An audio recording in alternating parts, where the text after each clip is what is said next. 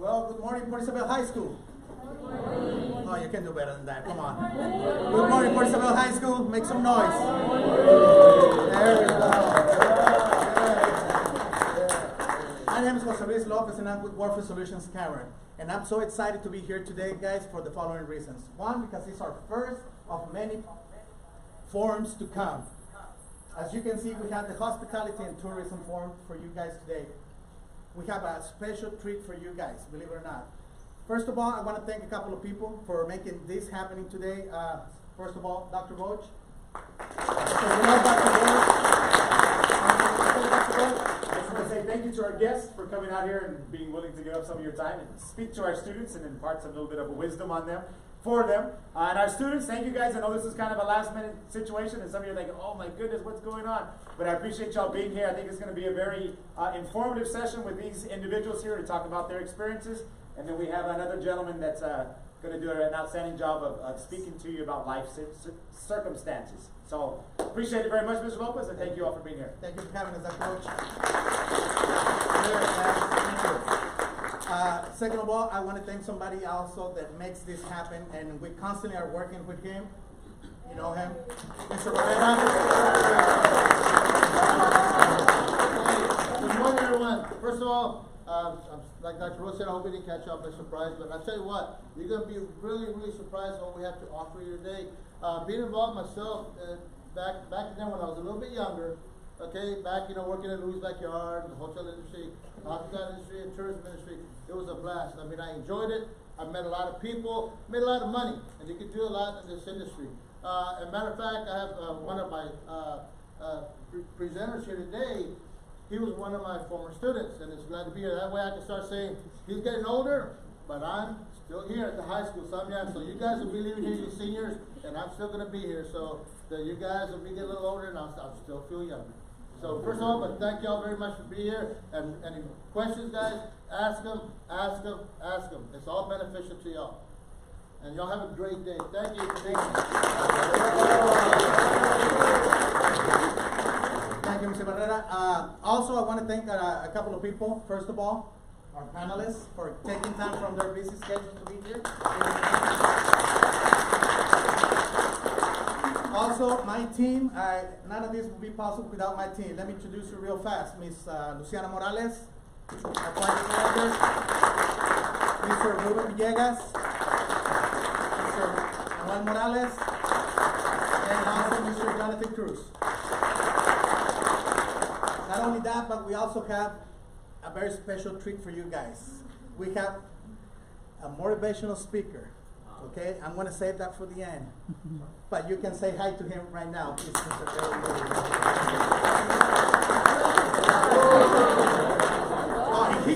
This gentleman can dance. Let me tell you. I've seen his videos. I've been following him, and he can dance. I want to take some classes with him, dancing, because I cannot dance for him. And last but not least, someone that is going to make this forum happen right now. She's going to be our MC. She needs no introduction. Why? Because she is our DECA champion. I think you pretty much know who she is already. And she's about to go into international competition. How good is that? Pretty soon, she's going to go to competition, and we all root for her. So, without any other further ado, let me introduce to you Miss Miya Whittington.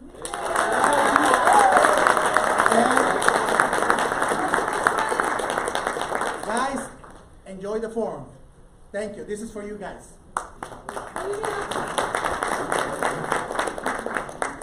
Everybody hear me? So we're going to go ahead and get started with the Hospitality and Tourism Forum. First, I just want to introduce these speakers that we have here today. They're all local, so they're not from big cities. And we just want y'all to know that you don't have to be from Dallas or New York or those big name-town cities to make a name for yourself. So first, we have Miss Esmy Villarreal. She is the CEO of the Brownsville Chamber of Commerce.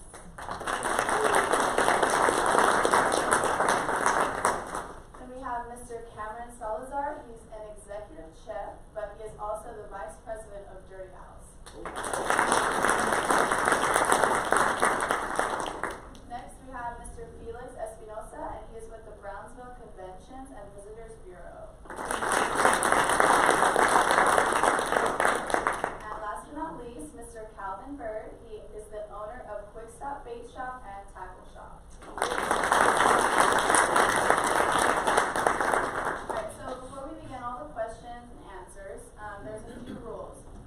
person at a time, please. I know we all want to get our words in, but we want to make sure this is organized. Please keep your answers concise. We are on a limited time span, so we know we want to hear your stories, but keep them to the important topics.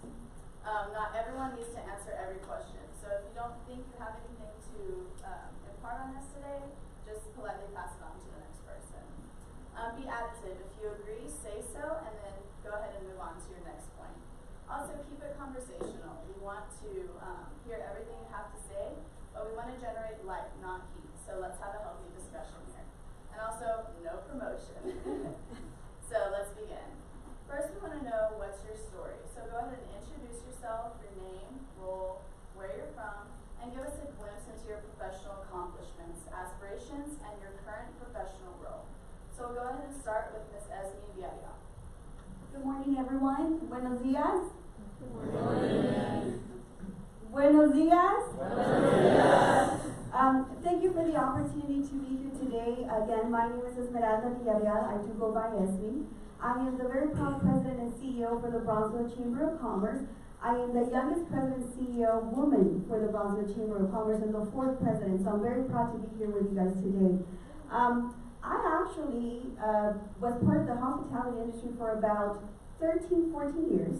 I've had the pleasure of working with Felix for many, many years, and it's a passion that drives everyone. Hospitality is of huge importance to any city, and of course, its economic development impact. I had the opportunity to be part of every single different department in the hospitality world and had the opportunity to travel to promote a beautiful city as well. That's a very short and sweet story of who I am, and I'll be glad to, of course, answer any future questions. Thank you for having me here today. Yes, good morning. My name is Byrd. I was born and raised here in Port Isabel. As a young child, I started off working in my dad's business. He had a seafood business where we handled a lot of fresh fish and seafood from the local area. So probably when I was about 10 years old, I was already learning to fillet fish and developed a very good work ethic. Graduated here in Port Isabel High School, not at this campus, the old campus. Went on to attend college at UT Pan American and graduated from UT Pan American and decided to go back into the family business, which it's been tremendously rewarding. Then in 1983, my wife and I decided we would open up our own business, and that's what we currently are doing 36 years later, Quick Stop, and we cater to fishermen and tourists and things like that, and it's been a great reward for the both of us. Also, I delved into politics for a while. I served on the local school board here for a few years, and for whatever reason, I decided I would get into city politics and serve as mayor for 3 terms, and that was very educational and rewarding for me. But I decided, you know what, I don't have time for that anymore, and I need to spend more time with my business. When we first started our business, as most small businesses do, you struggle. And the first couple of years, 2-3 years, was very difficult. And I remember the lowest point in when we first started our business was, I remember one week writing payroll and I didn't have enough money and I had to clean out my 2 young girls' savings account to make payroll that week. I told my wife, man, this isn't working. So I started going to school at night, got my education degree, and actually taught here at the high school for a couple of years, and that got us over the hump where we could survive in our small business. I think that's about all I have to say at the moment. That's just a brief history of myself, and I'm going to pass the mic on. And really look forward to questions later, because like Victor said, please ask questions.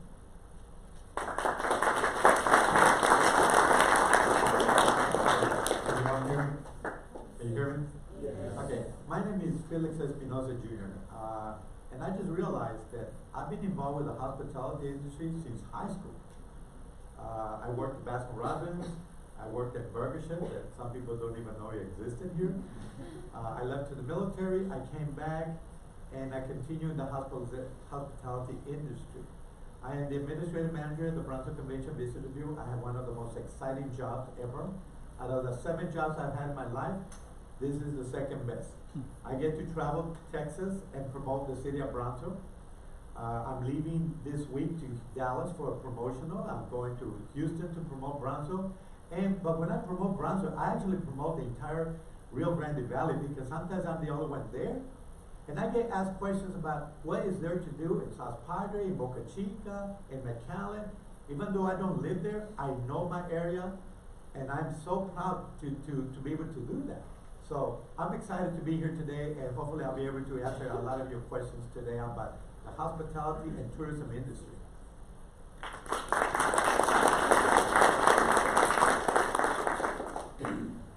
My name is Cameron Salazar. At this moment, I work with my family, and we own restaurants. The most famous one is probably Dirty Owls, but we have 7 locations, soon to be 8. We also own a warehouse in Harlingen, and I started as a busboy when I was probably 14. Before that, my dad bought a bake shop when I was probably about 7 or 8 years old, and I grew up in that bake shop working. And then I bust tables at Joseph's for probably 3 or 4 years, and that's probably where I really, really fell in love with the restaurant business. After that, I worked for a restaurant called Amberjack's for about a year. I was an expediter and bar back, stuff like that. And then graduated high school, went to the Art Institute of Houston Culinary School. I graduated from there with an associate's degree in applied science, which is culinary arts, as an executive chef. I worked for a well-known restaurant called Papados, and I worked for them for about 5 years, and then I decided, like, man, I'm working too hard for such a little bit of money. If I'm gonna make somebody rich, I'll make my dad rich. So we moved back down. We were looking for a restaurant and looking for a restaurant and looking for a restaurant to buy, and we didn't have any money. So we ended up. He was already serving food, and he was already he had already done breakfast tacos. So we started expanding his business there with the food, and a lot of people don't know this, but it took like 2 years.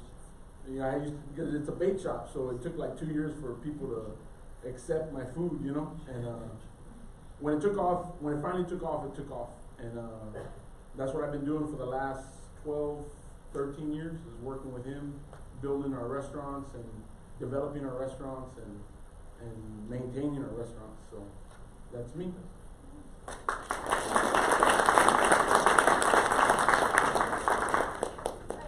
Thank you for those great introductions. Now we're going to go ahead and go into what your typical business day is like. So we want to know what you like the most and also what you like the least about your job. We don't want any secrets here, so go ahead and spill beans. We can go ahead and start with Cameron. Sorry, excuse me. Regular business day. Wake up, tie my shoes, make my bed, normal stuff.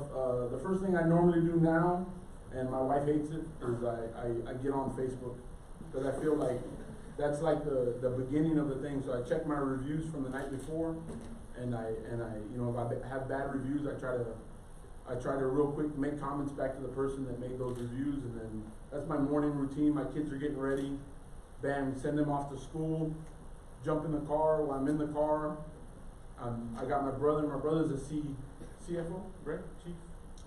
He's a money guy. So I'm on the phone with him, trying to get the day started as I'm driving in the PI, and then from there, once I get here, we start troubleshooting, basically from the day before. In the restaurant business, it's a never-ending battle for trying to get better, and trying. If you don't like the game, then you probably shouldn't play it, because it's just a never-ending process of trying to get better at what you're doing. So you need constant feedback from people, and then you need intelligent people making good decisions. So that troubleshooting is the biggest part. I'm kind of now, I really loved cooking, you know, and I love to cook, and I love to be, but now, the job I have now is kind of like, not because I love the restaurant business, but now it's 90% of what I do is like, I'm there to support the teams that I have at the restaurants. So 90% of it is more in a supportive role, getting them what they need to do the job that I need them to do, you know, so that's probably until 11 o'clock, and then by that time my dad rolls in from his restaurant. We troubleshoot the future, the rest of the day, the rest of that week, and then probably around 1 o'clock I start hitting the restaurants and start making contact with the managers, and the same thing, you're troubleshooting the day before, the night before, the week before, and then you're troubleshooting what's coming up in the next month or the next 2 months or the next 3 months or the whole season. So you're trying to secure seafood, you know, on a regular basis from good vendors, and then from there, man, by the time 3 o'clock rolls around, when I first started, I was young, you know, so I was in my 20s and I didn't have kids, and work went all the way till midnight, 1 o'clock, and then it started the next day at 8 o'clock. But now I tend to take more time for my kids, so I normally break at about 3 o'clock, and then that evening time belongs to them, and then my dinner time belongs to the restaurant. So the same thing, it starts up again at like 7:30, and then it's just troubleshooting. So thank you. All right, we're going to go ahead and move on to the speakers. You're going to go ahead and tell us the ins and outs of your typical day. My typical day, let me tell you, mine is exciting because I have to be prepared to welcome visitors from all over the world. Believe it or not, out of the 220 million visitors that come to Texas, we get a lot of foreigners that come to the valley from Australia, Japan, Mexico. So I have to be prepared to answer any questions that may come up. Historical questions, places to go fishing, walking, hiking. We have all that here in South Texas. We have all that right here in Port Isabel, South Padre, and Brownsville. So my day is, I gotta get prepared by making sure my video's set up, all my flyers are ready. I gotta review my Facebook page, see if there's any comments or questions that come in, because we're always getting questions. And the best part is when you get a foreigner and we have a language barrier, that is the most challenging but yet exciting part of it, because when I don't speak their language, I have to do everything by point in flyers and maps to get them to where they want to go so they can enjoy their day in Brownsville.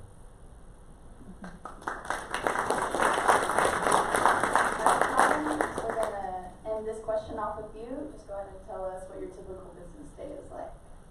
Typically, my business day starts around 5 a.m. in the morning, because the type business we're in, our customers are early customers because they're going fishing, they want to be there early, and we open at 5:30. So we have a lot of preparations early in the morning. So when I get there and the staff gets there, we have a lot of cleaning to do, getting our live baits ready, our tanks ready, making sure our product is ready and available. Because particularly in the summertime, when you open that door, it's a non-stop, and so you have to be ready. So there's a lot of early morning prep work. And then as the day goes on, I still like to do a lot of hands-on in terms of dealing with customers one-on-one retailing. I love retailing, but that's something you have to really like to do, interacting with people and customers and listening to them and listening to their stories. And then a lot of the day is like what Cameron mentioned, is dealing with the business part of it, not so much dealing with the customers themselves, with the business part of it. We probably, even though we have a small business, I have 10 full-time employees and 3 part-timers, we probably deal with, I'm going to say, approximately 75 to 100 vendors, people that sell us product. And so there's a lot of time spent on dealing with vendors, contacting vendors. And like Cameron mentioned, a lot of your decisions that you're making are months out to prepare yourself, to make sure you have the product that you need when you need it. And a lot of times it may not be available when the demand is there, so there's a lot of planning ahead. So there's a lot of that type of work that goes on during the day. And then there's problem solving, dealing with issues, whether it be customer issues, whether it be employee issues, my wife and I trying to figure out what we're gonna have for lunch that day, you know, all those kinds of important decisions that go on throughout the day. What I like the most about my job is just interacting with people. I love that. I always have. I don't know. It's I guess it was in my DNA. And I guess the thing I least like about my job is when, and it luckily doesn't happen very often, when we have a customer that's dissatisfied. You know, that's really a bummer. And we work real hard to make sure that doesn't happen, but occasionally it does.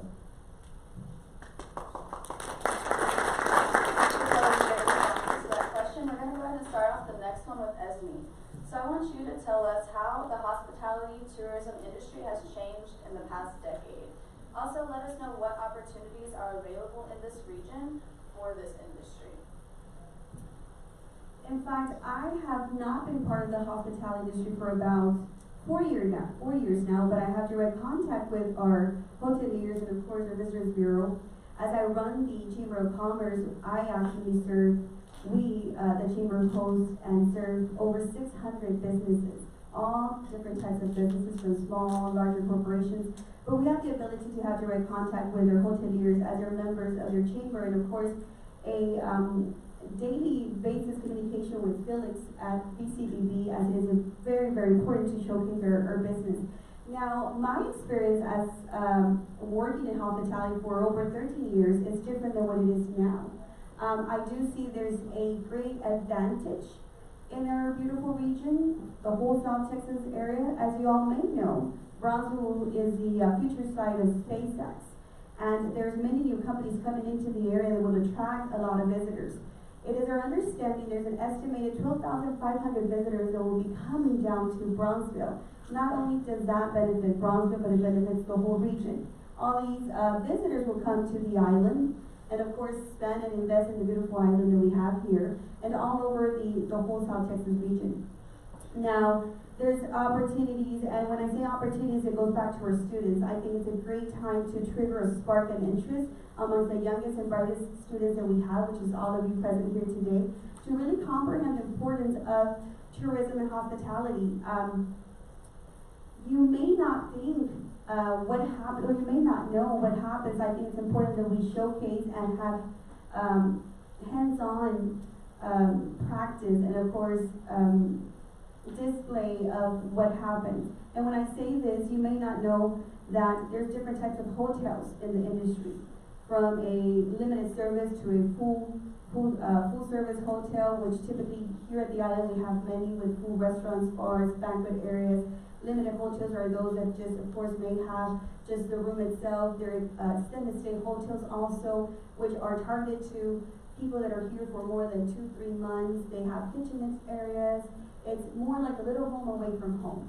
Now, disadvantages then, I may not see any disadvantage because we have to think in a positive way of how when we know a problem, come up with solutions. I think we're moving forward as a region. I think there's opportunity to bring more hotels to the area, as there's going to be a huge demand. As soon as we start getting more tourists to come and visit for SpaceX, again, everyone in the region most likely will be sold out. And those are magical numbers to have. We as in Brownsville, I think we definitely need more hotel rooms as we come, closer to that time frame. And this is just around the area. I mean, around in a couple months, actually, hopefully, we'll be able to see SpaceX launching and be ready to open their doors. The goal, I'm assuming, would be 2020, as we're already in the first quarter of 2019. Now, opportunities. I think there's opportunities for you, students. It is key that you get acquainted and you get to really enjoy and explore your own cities. I think we fall into an area in which we're complacent and we just live and we know our cities, but go beyond falling complacent and really start exploring. There is a lot of career opportunities in the hospitality and tourism. There's great opportunities to travel. There's great opportunities to really represent your cities, but most importantly, you have to have a passion and a drive. You have to be curious, always ask questions, volunteer your time, and go and actually experience what it takes to be in the hospitality industry. I'm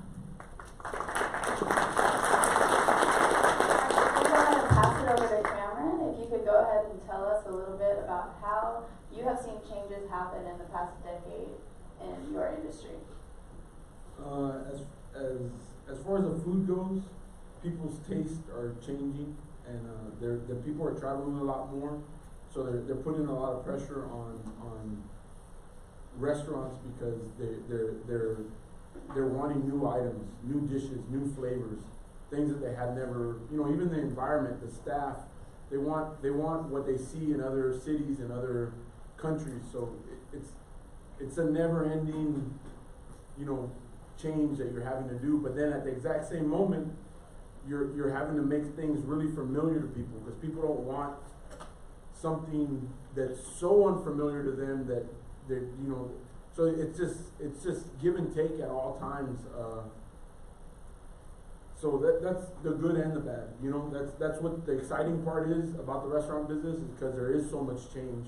But then probably the bad side of it is that you can't ever get used to anything. It's never, so it's just a give and take. I think there's a huge amount of opportunity, especially for young people, because of the fact that I'm gonna take it back when I was in school.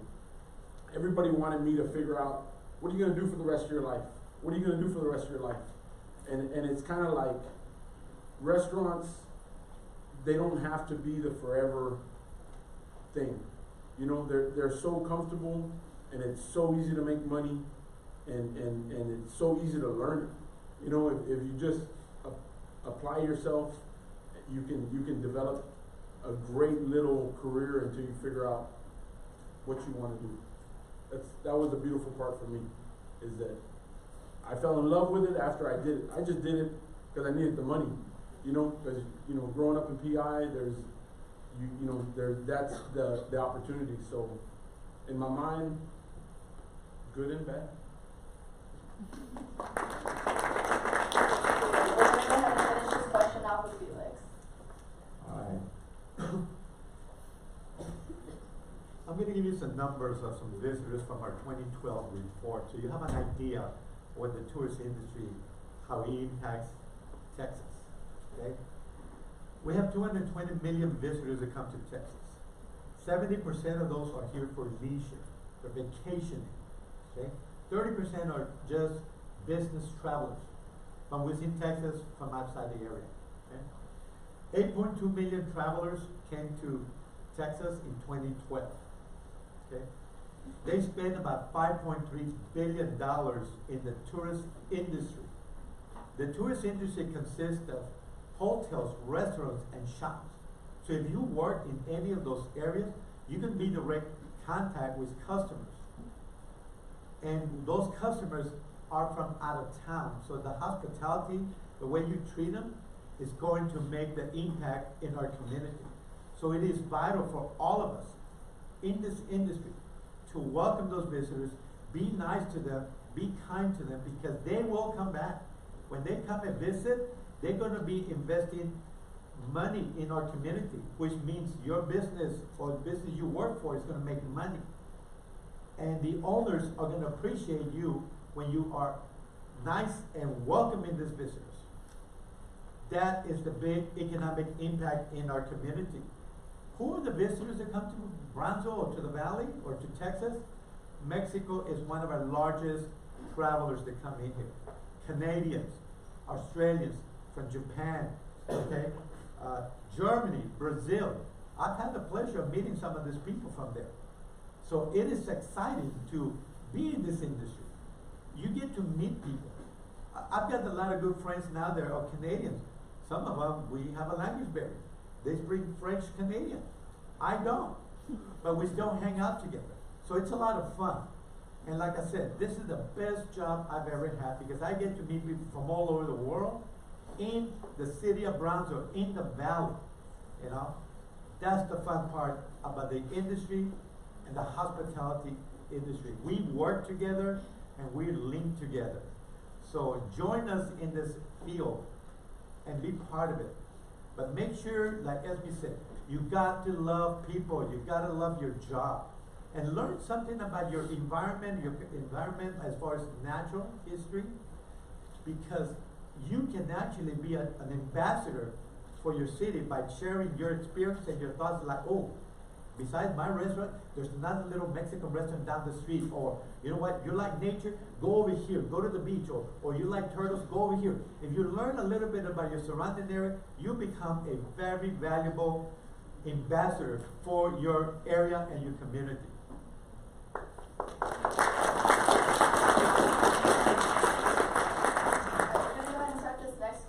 Off of Calvin. So we want to know currently, what is your biggest challenge in this industry? If you could just tell us a little bit about that.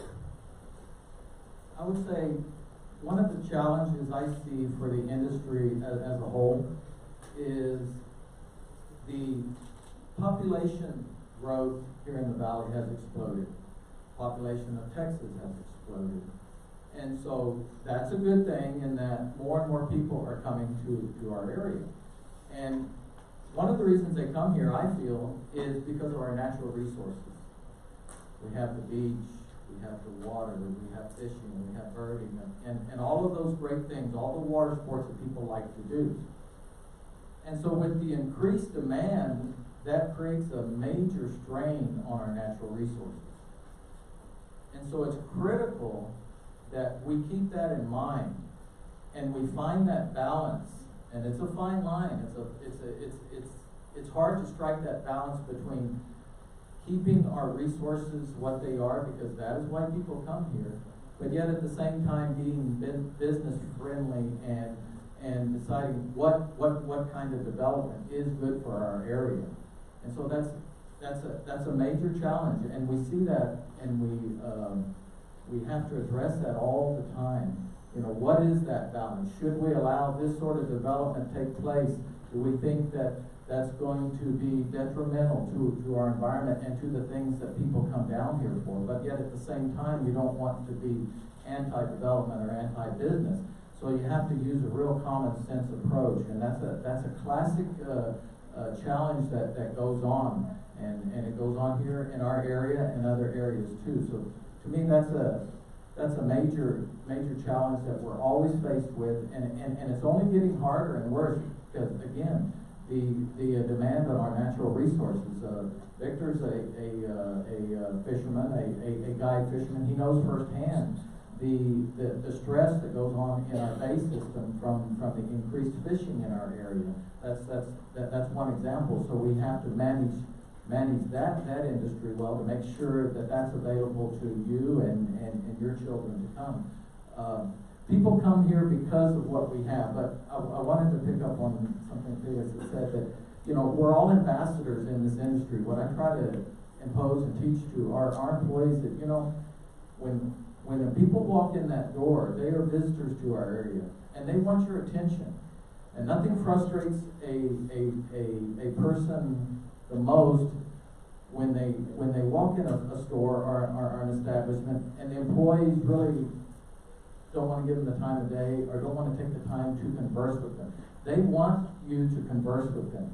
It's critical in this industry that you take the time to talk to them, learn their story. They want to know your story too, and then they get comfortable with that. It's all about the visitor experience. We talk about that in this industry all the time. They have choices. They can go elsewhere. And if you talk to people that come here,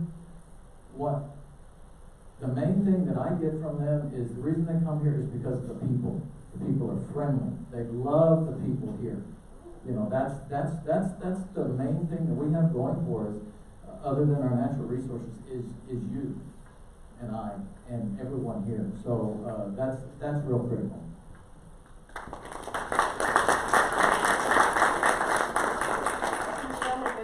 Over to Esmy, if you want to go ahead and tell us a little bit about the challenges and what you face. I currently see that there are multiple challenges when it comes down to hospitality and tourism, aside from environmental issues. Seeing it from a business perspective as well is form of transportation. As you may or may not know, the airport in Brownsville, which is the Brownsville South Padre International Airport, We actually have about 32,000 operations yearly, which is actual flights. And we actually welcome about 110,000 passengers inbound, and we have about 112,000 outbound, with a total estimated of 50,000 international passengers. We are in the process in Brownsville of starting the construction phase of the new terminal in Brownsville. That was, I think, a barrier when it comes down to attracting more visitors to come down and visit the region.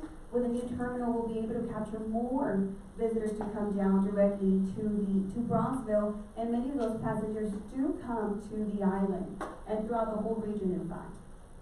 Another barrier that I do see is the lack of hotel rooms when it comes down with the incoming businesses. Now, keep in mind, tourism attracts a certain audience as well, but when it comes down to businesses too, there are many people that do come down to Brownsville, to the region, to make business, start businesses, to go over to Mexico, travel all over to actually start new companies.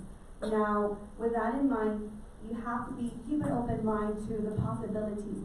These people come down, invest in their hotels, invest in restaurants, in retail, but those people will stay, invest, buy homes, buy vehicles. From there, they have families coming down. So it's all a cycle, and everything is connected and aligned. At the end of the day, it's for the betterment of our communities and, of course, economic impact that we have to be able to create more local jobs.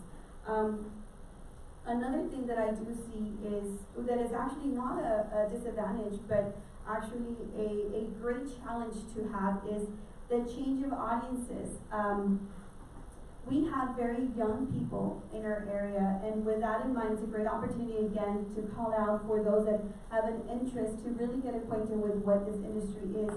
But also, I think nowadays a great impact in all businesses, especially hospitality and tourism, is social media. Social media, you have to have constant presence to be in the now. For instance, we might not know of his great dishes if he doesn't post a picture of what he's serving for the day. We might not know what's happening in our city if Felix doesn't take videos, does Instagram, Facebook posts, all these great platforms, and we may not know his great services and great food and fresh stuff that he has to offer if we don't see it on social media.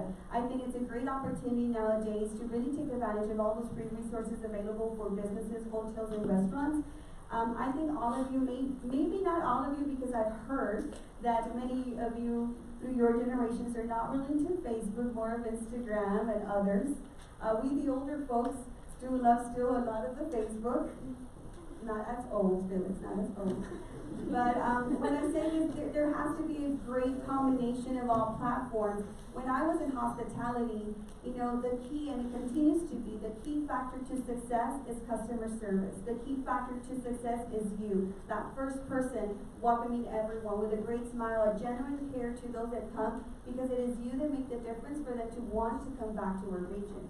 It is that person saying hello, welcome, getting to know that customer by name, and I have the pleasure of actually getting to know many of my actual guests that actually became my best friends. But again, there's a great advantage to the region, but in any business there will always be challenges, and you have to be ready for that challenge.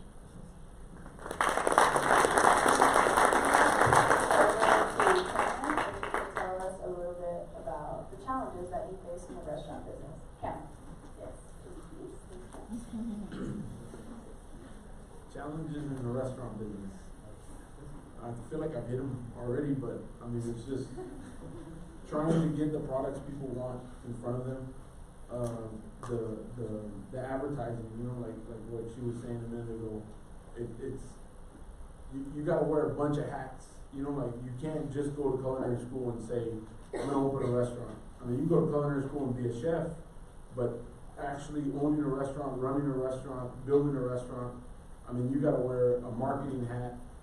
You gotta, it's just, and the big thing about it is, and this goes on to other things that I was gonna talk about, is putting the right people around you to make good decisions.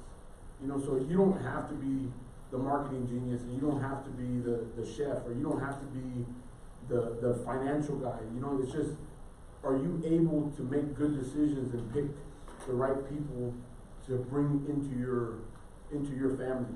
You know, so in my mind, that's a big part of it is making good decisions on who you put around you. I mean, that goes for what you're doing right now in high school. You hang out with a bunch of losers, you're gonna be a loser, you know. So if you wanna win in life, you gotta put winners around you. You know, you gotta put people that you wanna be like. You know, so the big challenge is finding those people, because you gotta go through 1,000 people before you get the one guy that, like, this guy is the guy I need on my team, you know. And now how do you get that guy on your team, you know? So anyways, that's probably too much. Is that over their head? No? That's all right?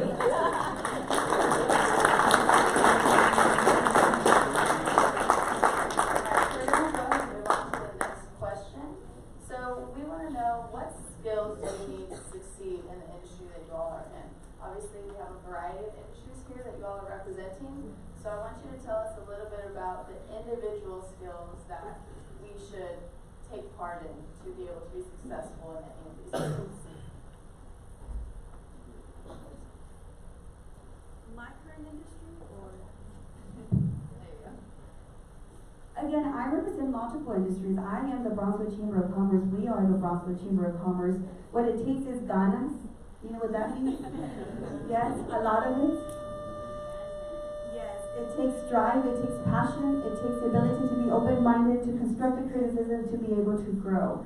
You will be able to grow every single day if you're able to not take things personally, wake up every morning, smile to yourself, tell yourself every single day, I tell myself every single minute, you got this, just keep going. But it is very true. As you grow older and you get to experience different industries, you will have and learn the ability to, one, say no to what does not align to your mission, to your vision, to the scope of your business. That is important. Do not waste your time on anything that's not valuable to you and does not help you grow as a business and as a person. And most importantly, I think you have to be able to surround yourself with people that build you, people that know more than what you know, in order to continue to be challenged and grow yourself. But most importantly, remember, it takes consistency, passion, drive, and ganas.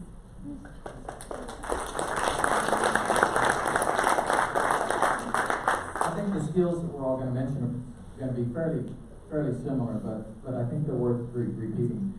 The ability to communicate, that's so critical in this industry. You have to be able to communicate. You have to get over that shyness and that barriers that we put up for ourselves. I grew up very shy, and it took me a long time to get over that. So the ability to communicate. Also, I think the ability to ask questions. That's not an easy thing to do, right? I mean, sometimes we're too timid or too shy to ask questions. I feel like in my life, a lot of my learning, aside from the classroom and what you read in books, which is important, but you know, the world is your classroom. And through observation, looking at others, looking at how they do things, asking questions, you know, that's how you're really going to learn the skill you need to be as good as you can be in this industry by observing others. There's a lot of good people out there that are good at their job. So just shadow them and don't feel shy about asking them. Well, how did you learn this? And that's again. That's a critical part of the learning process in this industry. Being self-motivated, problem solving. You know, as a small business person, I don't want my employees coming to me all the time asking, well, what do I do here, or what do I do there? You know, after a certain time, you expect them to learn to solve problems on their feet and solve them at that moment. A lot of times a customer that may have an issue with something, they don't have to go, they don't, and put yourself in their shoes, it's probably happened to you. They don't want to go through 2 or 3 people to get that issue solved. The best way to do it is to do it at that point. So learn to problem solve. Of course, according to whatever the policies and guidelines of the business that you're working with. But that's so critical. And being self-motivated. It's hard. In my industry, it's hard to find people who will show up to work at 5 a.m. in the morning ready to go. that's difficult for a lot of people. So without self-motivation, you're gonna struggle with that. So there's lots of opportunity, and just be positive. Again, you know, we're all ambassadors in this industry. Keep a positive attitude, a positive approach, and you'll be successful in this industry. Advice: if this is an industry you think you're remotely interested in, give it a shot. It may not be your career. But like Cameron said, for a lot of us, we were able to make money and eventually decide what we wanted to do.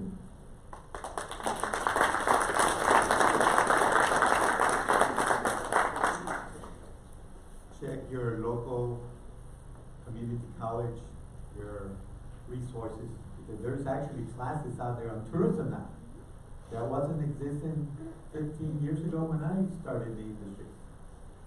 Communication, self-motivation, like everyone has said so far. Make sure you have a passion for this. Look at your industry. Take business administration classes. That alone can get you to this industry a lot easier than if you have no knowledge of anything in business. Because from there you can become the CFO, you can become the sports director, the tourist director. I myself give tours of historic downtown Brownsville to VIPs. I didn't know anything about history. I had flunked history in high school. But look at what I do now. And I have a passion for that because I went in and learned more about it. I researched it on my own. So if you want to get into the industry, make sure this is what you want to do. If you're going to be in the restaurant industry, make sure that's what you want, because it could be a dirty job when you start washing dishes first. But look how what he did. He progressed. He moved forward. Anybody can do that. You can start at the bottom of the list and work yourself all the way up. I was just a travel counselor, but on my own, I researched more about this industry after work, and now I'm the administrative manager. I'm second to the CEO of the industry here. So all of you can do this. Communication is a major part of this field. Self-motivation. And you have to be willing to continue to research your area of expertise that you want to continue with that. Okay? That's what you got to do.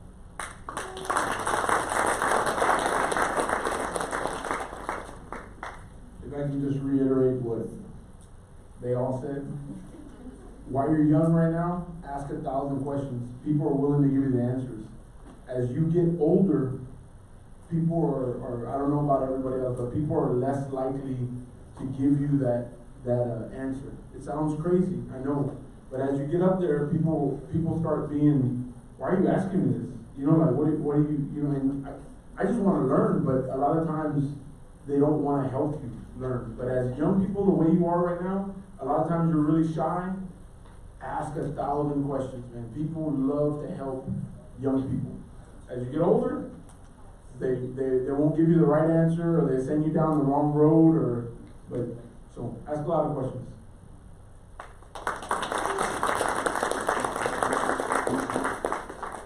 Alright, so I hope y'all are tired of answering questions by now, but we have a few more.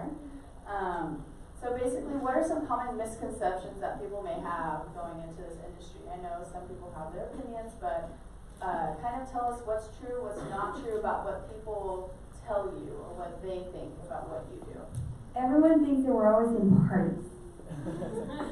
Everyone thinks we're the life of the party, we're always in party, but what they don't see is what happens. To be successful, it takes a lot of hard work. It takes long hours. It's not your 8 to 5 kind of job. It will never be your 8 to 5 kind of job, especially if you're in leadership and management positions.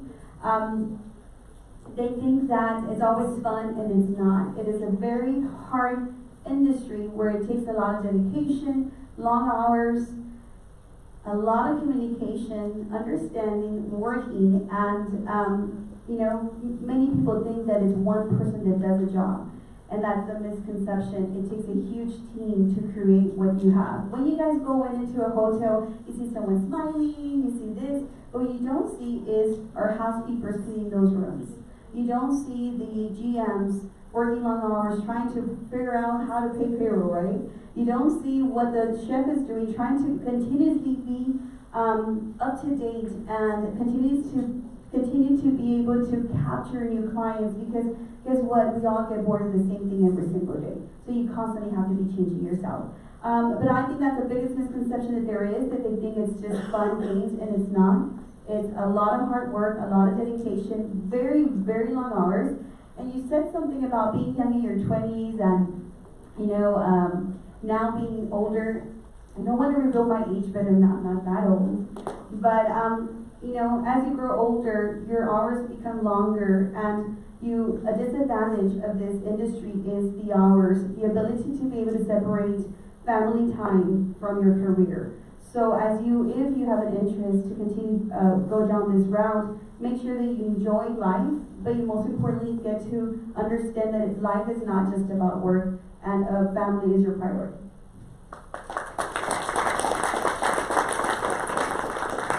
don't have to answer, just if y'all have anything that you would like to say.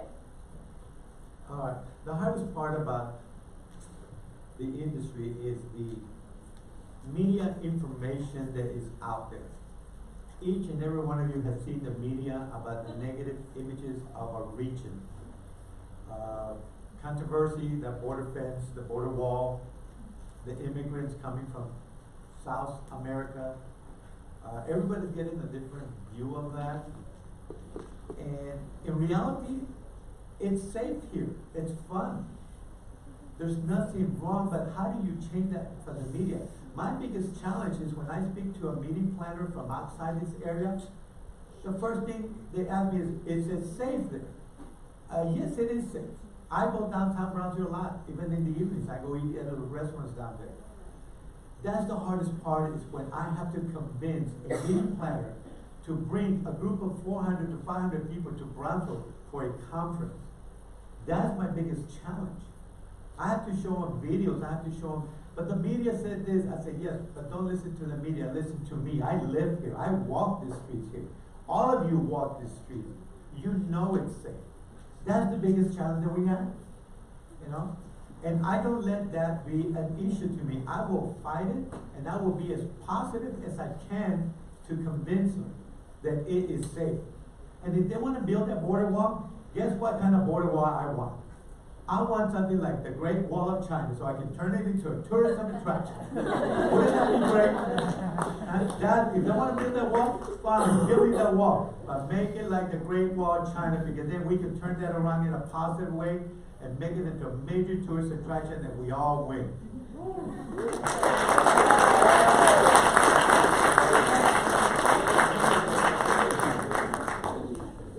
A misconception about a chef. I went to culinary school, and I'd say 90% of the people I went with thought they were going to be on TV.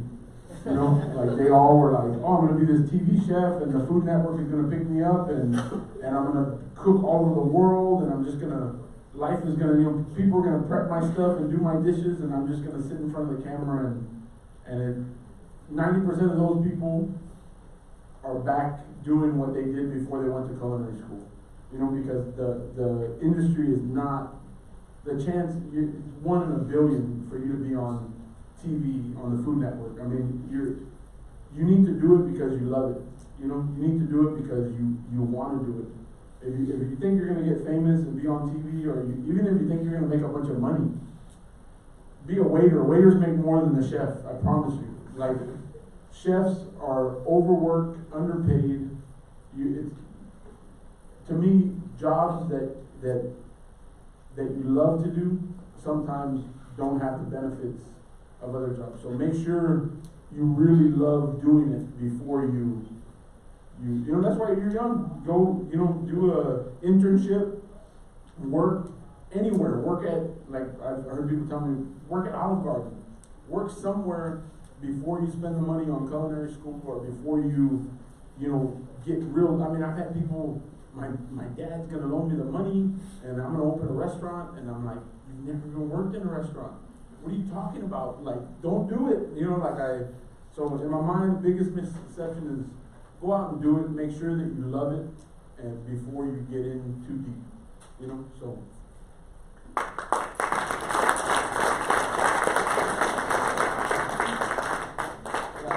I would just add to that, a lot of people see the glamour part of it. They see that, once you become established and successful, a lot of people think, well, you know, I want to do that. That was easy. But they don't see the behind the scenes stuff. You know, they don't see all the hard work that went into it and the time. You know, I still mop floors. I clean the restrooms. I pack squid, a very, very glamorous job. You know, and all those kinds of things. So the behind the scenes stuff is probably the biggest misconception in our business. People see the smiling faces up front and all that stuff, but they don't realize all the hard work that all of our teams put into getting to that point. So if you're going to be in this industry, it's going to be long hours, hard work, but it's extremely rewarding.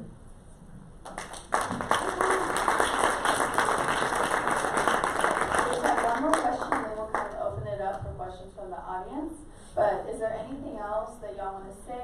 Anything that y'all think, as seniors, some of us are going to college, that you think maybe a major would help us go into our industry? Anything at all that y'all would like to comment on before we open up to questions?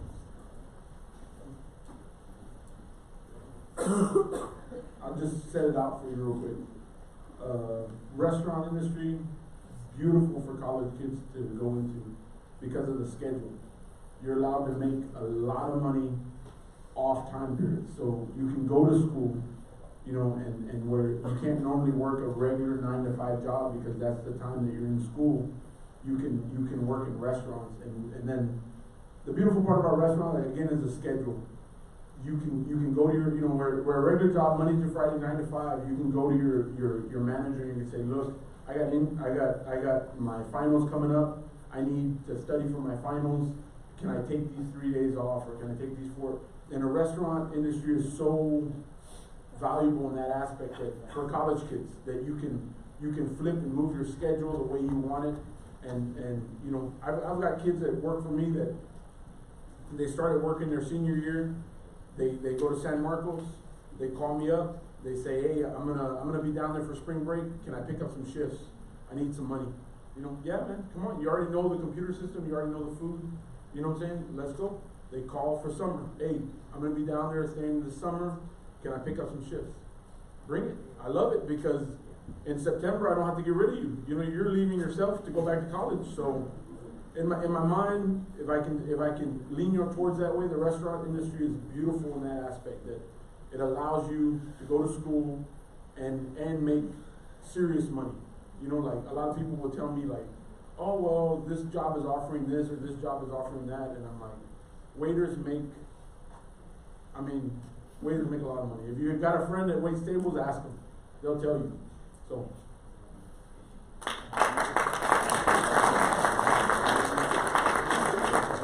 had a chance to go work for the Texas State Department of Tourism. And working for them, you get to travel all over the state of Texas.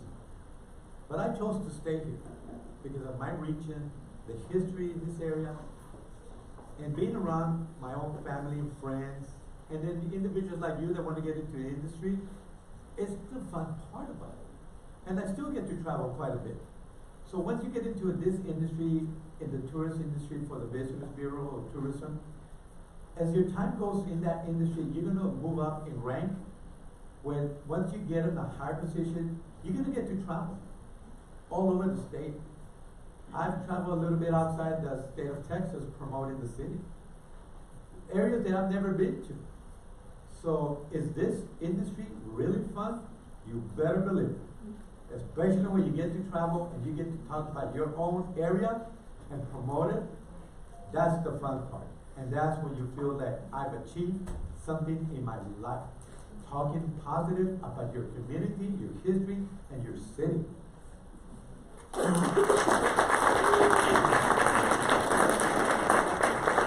I would echo what Cameron said.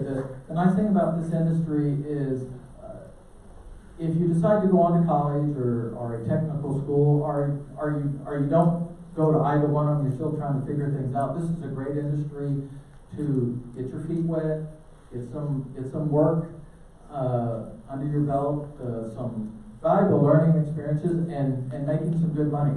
I love hiring college students or students who are going further in their education.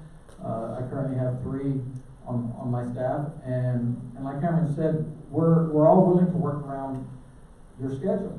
And whether you need morning hours, evening hours, whatever that happens to be, or if you go off somewhere else and you need part-time money, it's a great industry to get in. Go hit up some restaurants or some retail shops. We're always looking for young people. Everyone wants young, smiling faces. They get tired of looking at us. They want to look at y'all. And it's a real pleasure looking at y'all this morning. By the way, it reminds me when I was your age, years and years and years ago. But this is a great industry to be in, to make some part-time money if that's what your job is, and gives you time to decide, is this an industry I want to stay in, or do I want to go pursue something else? But the skills and experiences you will gain in this industry, no matter what you do in your life, I guarantee they're going to be very valuable to you no matter what you decide to do.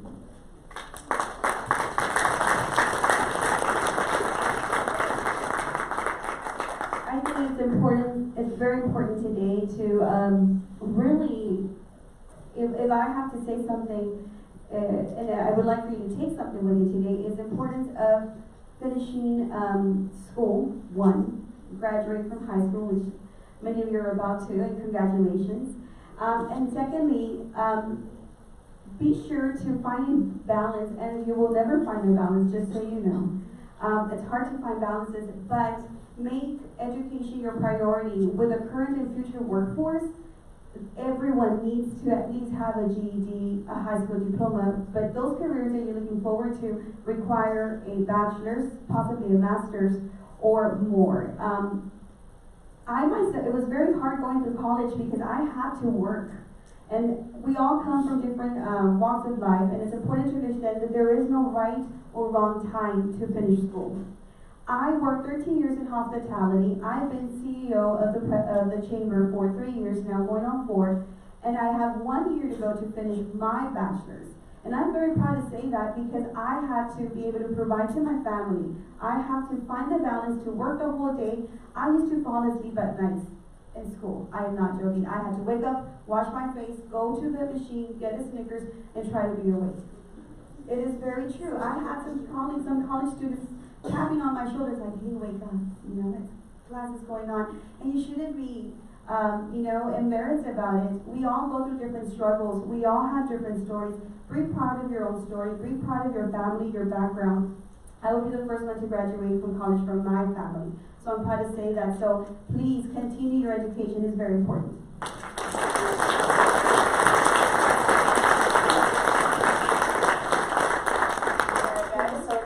Open it up. If y'all have any questions for any of these speakers, just go ahead and raise your hand, and make sure you pick out who you want to answer your question, if it's for anyone in particular.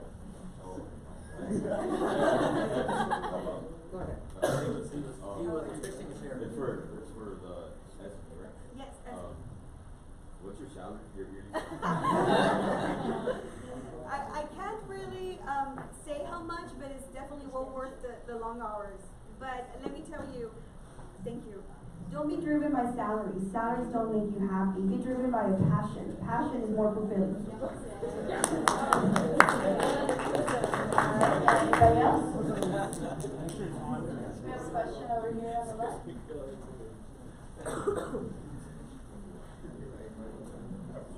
It's not directed at anyone, but at your lowest point, what pushed you to continue pursuing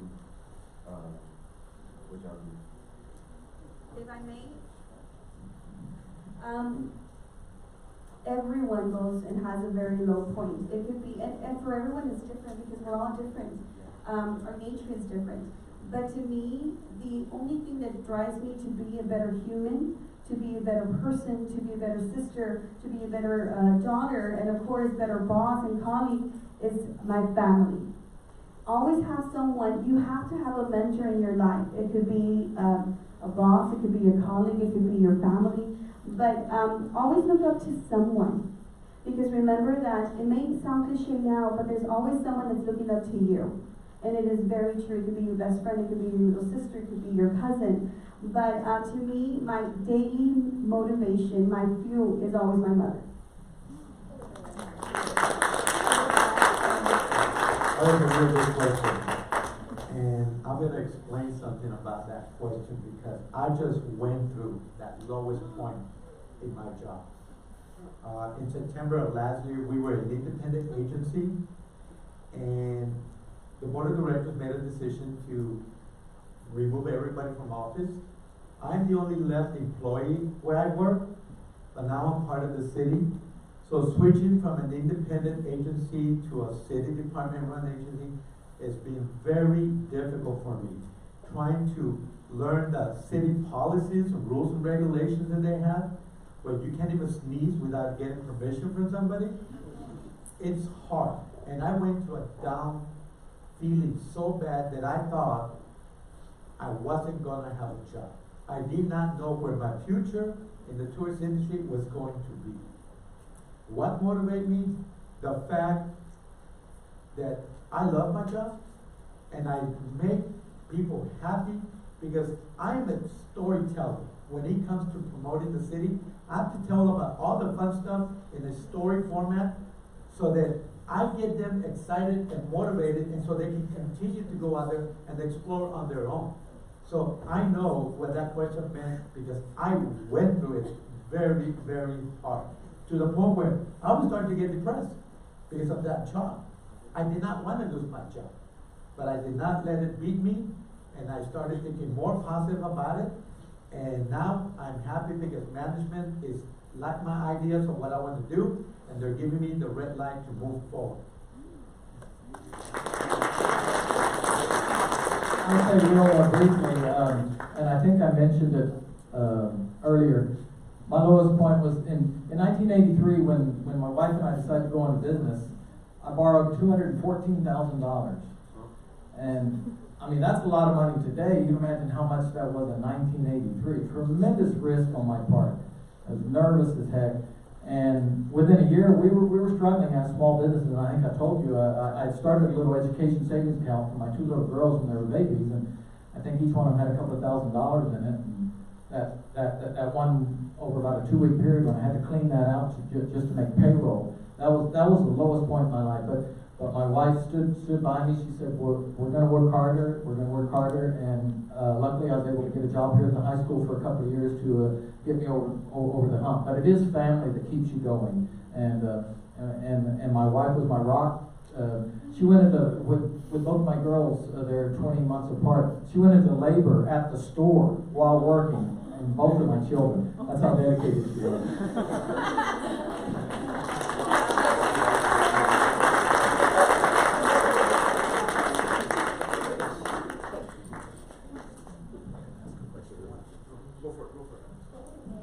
What do you hope for the next 10 years of tourism and hospitality in this area? What are we looking forward to this? And like Esmy said earlier at the beginning, the 12,000 people, they're going to come to this region to come and see a flight takeoff. Remember, the state of Texas granted SpaceX 1 flight per month. The best part about that if they were going to send a rocket off, say, today, but the weather was bad, all those 12,000 visitors came in, they've already spent their money here. And if it doesn't take off, we're going to get another 12,000 the following week if they have a chance to. But tourism continues to change rapidly. New events, new activities are happening here. So we look forward to the growth of tourism that will continue, and we need to welcome that. So here's what you're going to remember. When you feel that South Texas is tipping over, that's probably because we have about 40,000, 50,000 people that came in just to go see the first rocket.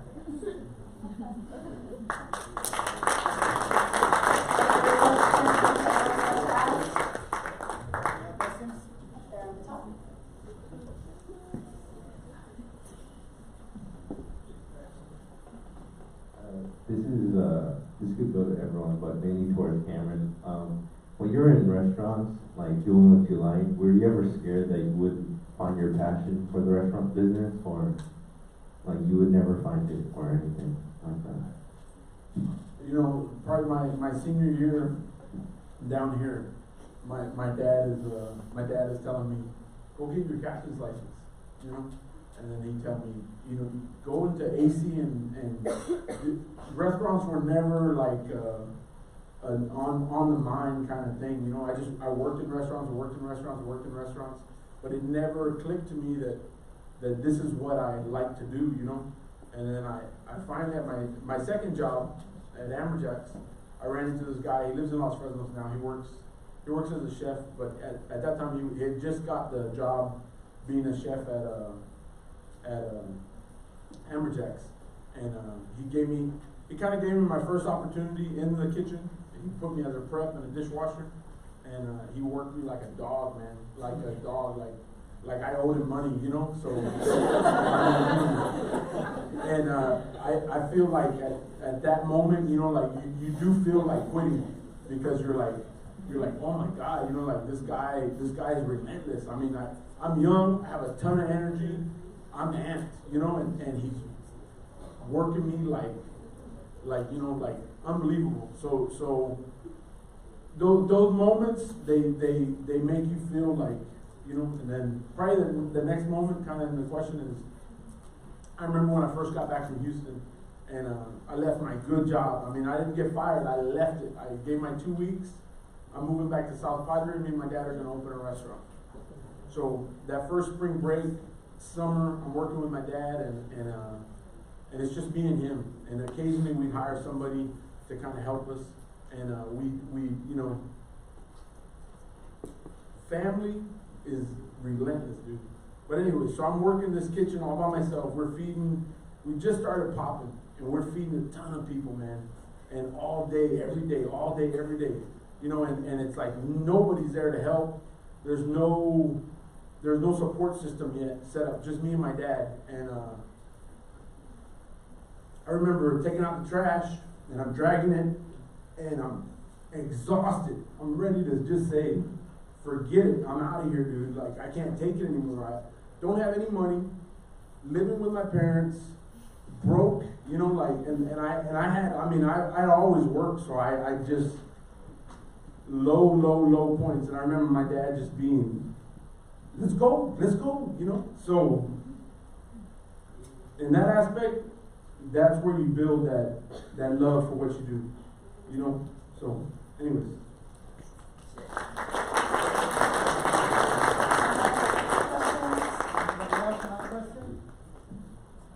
Can be anything else. Anybody, don't be shy. We don't charge for questions, okay?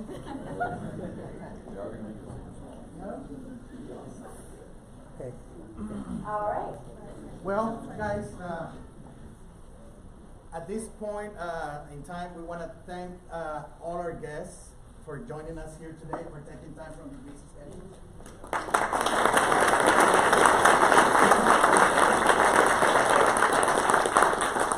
Your insight, your knowledge, and sharing your stories are very inspirational for many of us.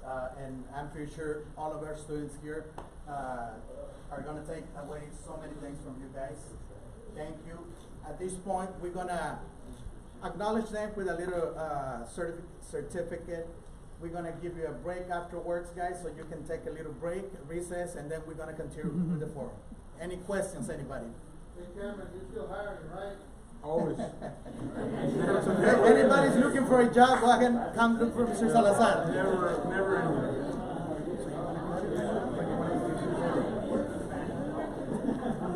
Okay, guys. Well, at this time, just give me a few minutes. We're gonna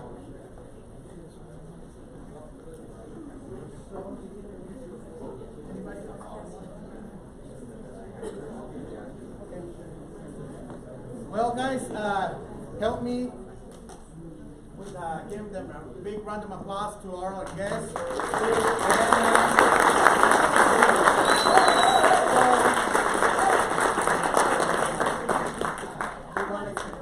If you want to come over here to the front, Miss Esmy Villarreal.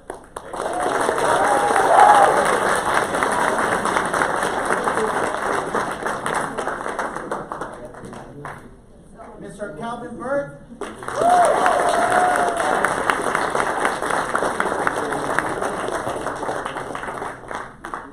Mr. Salazar.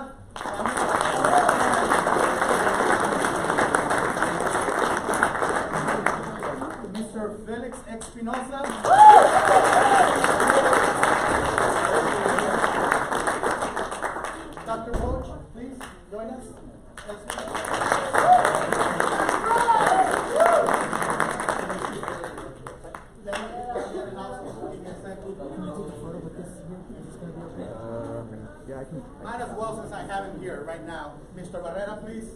Mr.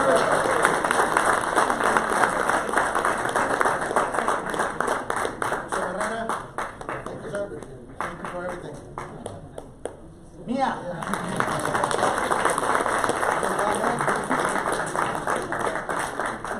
Ready?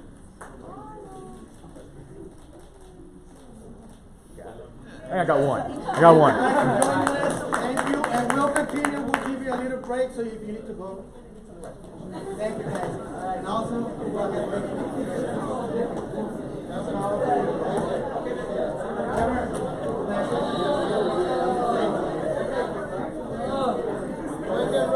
Come right back.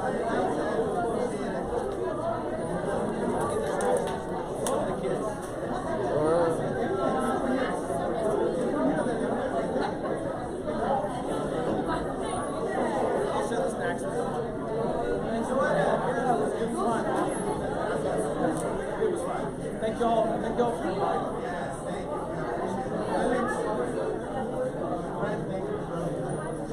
Hi there. Okay.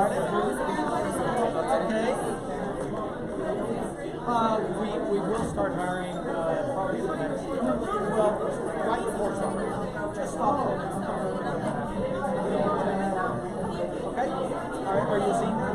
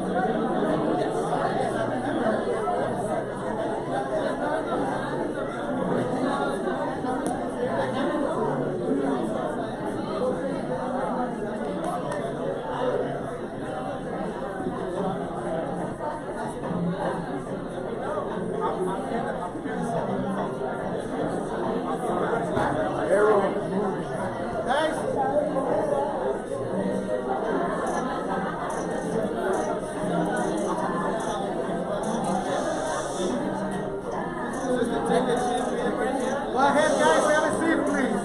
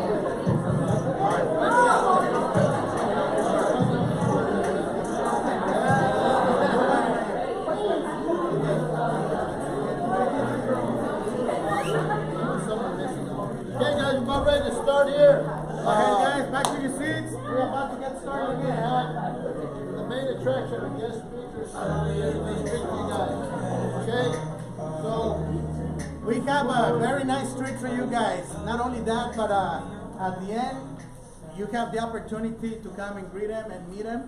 Also, he's going to stay longer. He just told us right now, and that way, probably we all can take a picture with him. Okay? So just give it a few minutes, and we'll get started right now. We're going live again, right? Oh, los Fresnos are watching us right now. Oh, man, yeah. It's pretty good.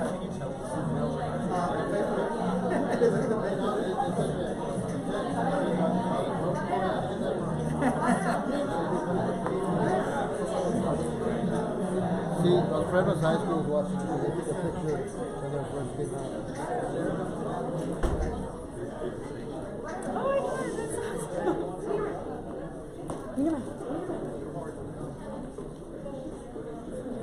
Okay, guys, back again.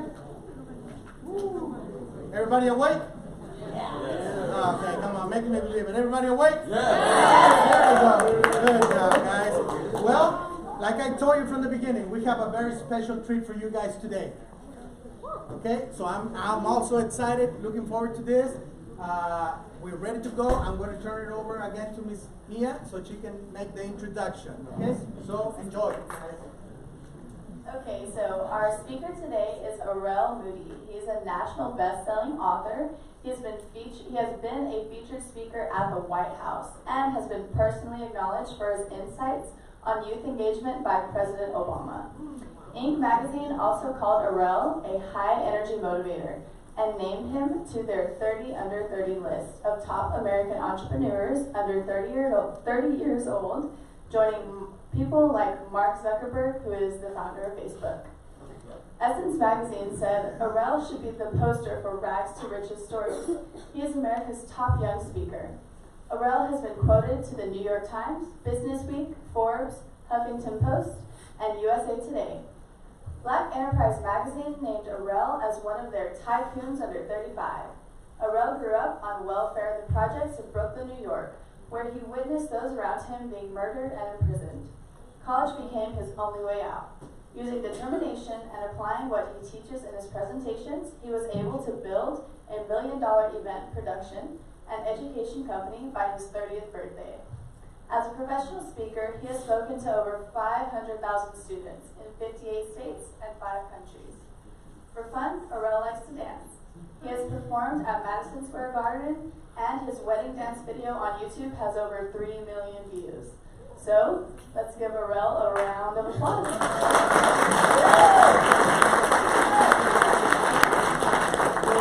So, out of curiosity, by a show of hands, who would like to leave this room with a little bit more money than when you came in? Okay, I got you on that one. Out of curiosity, who would like to leave this room knowing some strategies I promise you most people have never heard of before that will help you achieve your goals quicker than most people? I got you on that one. How many people today, when you were coming to this event, you had no idea what to expect, but you heard you didn't have to go to class, so you was like, let's do that. That's a good idea. Let's proceed twice.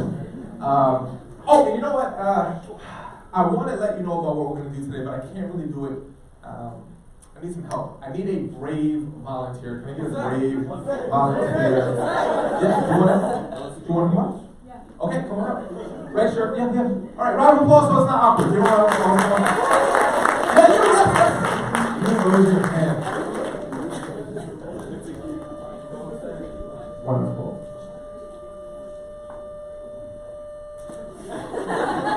Did that feel extra long, or was that okay?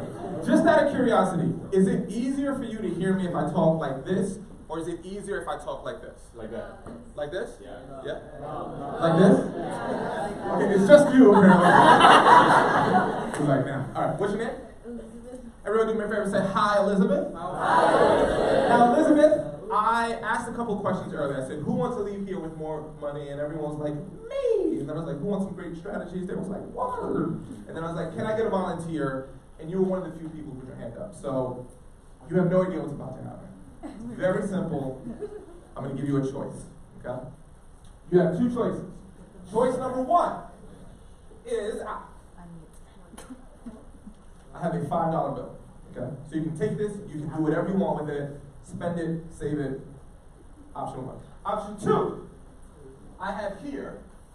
So this is a book that I wrote. This is called the Student Success Action Guide. This book is written a little bit differently than most books. It's not like a chapter book where you read. It's literally an action guide. So every day, there's one simple step you can take that by the end of it, you'll achieve a better sense of success. Study skills, people skills, money skills. It's like everything you need in here, okay? I'm not gonna be offended, whichever you choose, okay? So we have the $5 bill or the book. Which one would you like? The book. Are you sure? Because this is like, money. You can spend it, right? I know my face is on the book, it's weird. Are you sure you want the book? Are you sure? Because this you can use right now, but this is like, so you sure? Okay, so she wants the book. So, this is a really good book, and I'm now, out of curiosity, what made you choose the book outside the fact that my face is on it, so it would be really awkward if you didn't choose it? The book will benefit me more than money. Okay, so she said she feels like, well, her thought process was the book would benefit her more than the money. Okay, so I'm going to give this to you, and what's really cool about this particular book, as you can see, it's written like that, so that there's like these specific steps. But, ooh, let me show you this.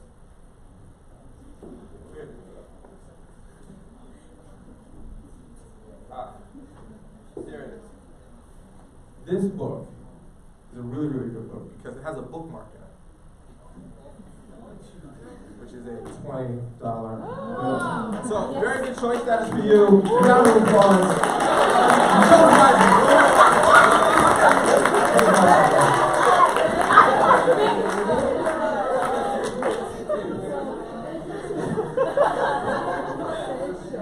Some of y'all was like, I would have took the $5 and ran. And then afterwards it was like, education is power. So look, thank you you had no idea that was going to happen, right? I didn't put that in there so you could see it, but that's yours. You can do whatever you want with it. Now here's what's fascinating, okay? In this moment, what just happened for all of you, and for Elizabeth, right? Elizabeth, was what we're here to talk about today. Because when I asked who here wants to have a bunch of money, everybody's hand went up. But then when I called for a volunteer, pretty much everyone's hand went down. Why? I'll tell you why. Because there is something called a little voice. There is something that jumps into your head that goes, I'm about to go up there in front of all those people. I don't know this dude. I don't know what's about to happen. Everyone's going to look at me. Not today, right? But then she said, okay, I don't know, but I'm going to put myself out there. Then that little voice kicked in again. Should I take this immediate benefit, this $5, or I feel like it's longer than I heard it earlier, it wasn't bad. Okay. But that little voice also kicks in, and it says, should I choose this long-term benefit or this short-term benefit? Now here's the thing. That little voice is constantly showing up, and it's going to determine what you do and what you don't do. What steps you take and what steps you don't take. Here's the thing. For the majority of humans, no one even knows this conversation is happening. You think, well, if I think it, it must be true, right? No. You think horrible things you would never do in real life. You know it's true. You ever walk in and someone walking really slow in front of you and you just like dream about punching them in the back of the head as they walk too slow? You would never do it. I hope you would never do it, right? Just because you have it doesn't mean it's true. But what is true is if you can get more aware of this conversation that's constantly happening in your head, what you're going to see is this conversation determines what jobs you take, what jobs you don't take. If you volunteer or if you don't volunteer. If you take a good decision or you make a bad decision, it's always there. So, this is my promise to you. In this very short amount of time that we get to share today, I'm going to show you how to unlock this so that you can make better decisions, faster decisions that are going to get you to where you want to be quicker. You're going to have a lot of fun, and most importantly, by the time you leave here, you'll know how to do what most people won't do, so you can have what most people don't have. But I need something from you. If you give me this, we're going to have a great time. I'm going to give you all of that, but what I can't do is something that you have to do for me. For this short amount of time we spend together, I just need 100% of your attention. If you're locked in with me, I'm going to be locked in with you, and we're going to have a great time. So, can I get 100% of your attention? Can I get a yes, please? Yes. All right, cool. Can I get it in Spanish? Sí.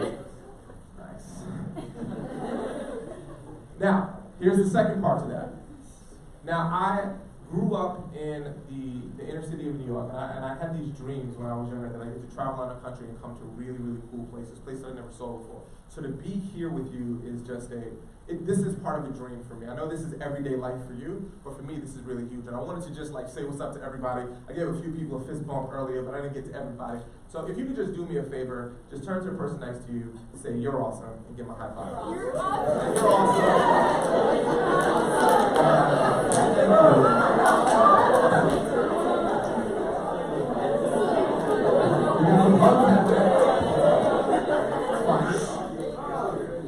It's totally normal. So, here is why I love what just went down. Okay? Here's why I love what just went down. That little voice constantly is showing up. It just showed up just now. Here's what I mean by that. For some of you, I said, hey, turn to the person next to you, give them a high five, say you're awesome, and your first thought was, yes, high five! There was an extremely long embrace on this side of the room, right? There was an abrazo that happened. It was beautiful, okay? So your little voice goes, let's go. And for some of you, as soon as I said turn to the person next to you, give them a high five, your first thought was, it's flu season, I ain't high fiving nobody. For whatever the reason is, that voice goes, let me, like I want you to be aware of how much this shows up, because this is what I learned. When I was in college, I met a professor who changed my life. He taught me about entrepreneurship. I started my first business. He helped me grow that business. Exited out of that, started an event planning, event production business, did really well, did that to 7 figures. And I remember when I was starting, being a kid from the project in Brooklyn, I was like, how do you get there? Like, how do you do what you did? And this dude had built a very successful company. He didn't do well in high school, just like me. I was horrible in high school. He didn't actually get his degree until later in life. But eventually, he got his MBA from Harvard and his PhD, right? He has a foundation he gives back to people to give them a second chance to go to college. It's called the Second Chance Foundation. He has a daughter with special needs. She's probably 40 or 50, still lives with him to this day. Treats her like a princess, married to the same woman for like 40 years. The dude's an incredible guy. And I was like, how do you get there? Like, I want what you have. How do you think? How do you take it? He said, easy. He said, you have to be willing to do the things that most people won't. And then that's how you have the things that most people don't. And it starts with getting outside your comfort zone. Because most people's little voice will keep them as small and as tiny as possible. But if you're aware that if that's what it's trying to do when you have to grow, that's how you succeed. And he said this to me. I don't know if this is going to work for you. It just worked for me from where I was from and what I was thinking about. He said, look, at the end of the day, when you start stretching your comfort zone, when you start acknowledging this voice and not letting it control you, but you controlling it, it's gonna feel corny. It is. It's going to feel, it is going to be so corny. You're going to have to do things like talk to people. It feels corny. You're going to have to do things like volunteer. It's corny. You're going to have to do things like send follow-up emails to panelists just to say thank you, and you don't want to do it. You never want to do the things that are good for you. Isn't that true though? Yeah. You never want, the things you know are good for you. No one wakes up and goes, you know what I really want to do right now? Run 3 miles and eat lettuce. That's what I really want to do. What I really want to do is wake up, eat a cake, and then go back to sleep. You ever do that? You ever eat a cake and then go immediately to sleep? It's the worst thing you can do for yourself, but it feels so right in the moment. You just eat it and you're like, oh, it's too much. And you ever wake up and you got a little left over, you just throw it in. Right? But I'm saying, like, but if you start disciplining your mind to say, I know that I don't want to do this, and I know that most people won't do this, that's why I'm going to do it. You win. But it's corny. But what he said was this, and I don't know if this would work for you, but it just really worked for me. He said, at the end of the day, I don't know about you, but I would rather be really, really, really corny and really, really, really rich, as opposed to really, really, really cool, but really, really, really broke. Y'all with me with that? So if you're ready to have some fun, and jump into this stuff, I need everyone to do me a favor, and please stand on up. Okay? Please stand on up. Wonderful. All right, everybody try to touch the ceiling. Just get a good little pump of blood in. Yeah, lean back with it. Feels good. Lean over to the left. Lean over to the right. Smack the person next. Don't do that. I'm joking. Don't do it. Stay standing. Here's what we're going to do. I want you to see what it feels like to get on the other side of this little voice. Okay? When you get on the other side of it, something magical happens. So I'm going to ask that you just trust me on this one. On the count of 3, and please wait for 3. What I'd like for you to do is turn to the person next to you, and on the count of 3, I want you to give this person a double high five. Wait for it. I want you to say you're so awesome, but on a scale of 1 to 10, where 1, you're completely asleep, and 10, this is the most excited you've ever been. You've been reunited with your long-lost brother or sister. You have won the Powerball lottery, okay? You're going to have dinner with Ariana Grande, or whoever is your favorite person in the world, okay? Like, whoever it is, this is a level 10, okay? Now, some of you right now, as soon as I say, turn to the person next to you, give them a big old high five, your first thought is, all right, but like, what if I go out at level 10 and they go out at level 2 and then I'm like a savage? Like, what? I don't want to look thirsty. Like, don't do this to me, right? Like, I get it. Like, that's the voice. That voice that goes, I don't know if I should. I don't know if it's, like, I'm giving you permission because on the other side of this is something beautiful. Now, a couple of rules just to make sure that this works safely. Number 1, do not high five anyone in the face, okay? So, hand to hand only. Number 2, there are desks in front of you and behind you. Don't get too hyped. High five them, fall down, bust your kneecap, and then we gotta take it to the ambulance. We don't wanna do that, okay? So keep it safe. Do me a favor, pair up so you know what you're doing. If you have an odd person, are you odd? Yeah, right here. You two, you go over there. Yeah, right there. Go, perfect. Okay. Does everyone have a partner? If you have 3 people, just figure it out. You're adults, okay? All right. On the count of 3, I would like for you to give this person 2 hands, but it just can't be like an ouch. It's like, I want you to like you just got reunited with your favorite human being in the whole wide world. Here we go. On the count of 3. 1, 2, 3.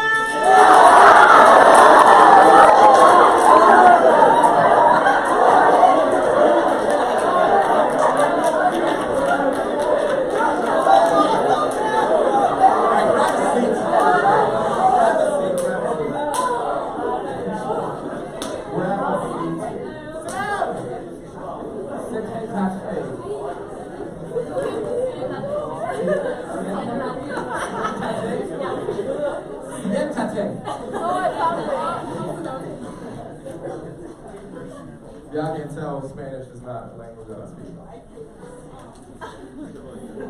It's all good. Now, here's my question.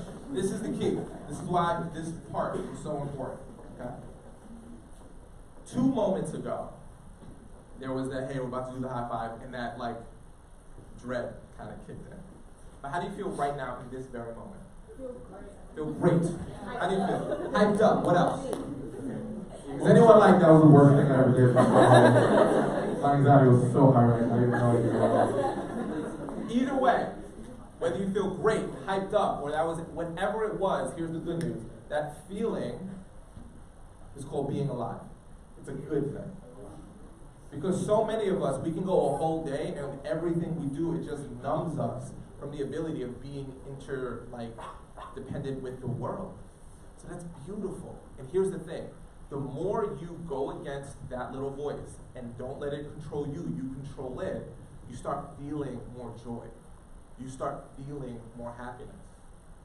Because if you don't control it, believe me, and some of you already know what this is like, if you don't start controlling that voice, it controls you. And for whatever reason, and I don't know why this is, I wish I could tell you why, I just don't know, but this is true. If you leave it to its own devices, it always goes negative. I'll prove it to you. Post a picture on Instagram, you feel like you're looking good. You ever do that? You ever take like 75 pictures, pick out the best one, post that one, feel real good about it, and you start getting some validation. Some people say, oh, that dress looks good, or that suit looks good. You go, oh, thank you. Let one evil person say something trolly and negative. Isn't that the one that you focus on the most? Is that not the one you read 17 times to get every single syllable of the sentence, right? There's 65 ones where you're like, you look fabulous. You're like, oh, whatever.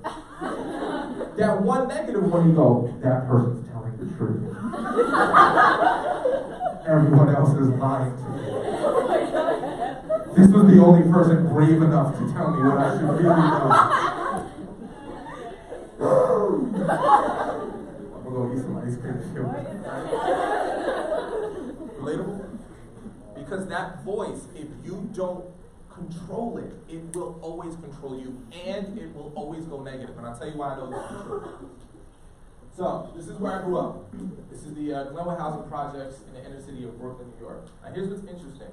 For folks who are not from New York City, you may have seen like the projects on TV or whatever, or you might think like everybody in New York City, we just walking around bawling, swinging on lampposts, and singing in the rain. I don't know what the perception is, but I hated it. I hated it. I saw the first person get shot when I was in junior high school, and I actually witnessed someone get killed by gunfire when I was 16 years old.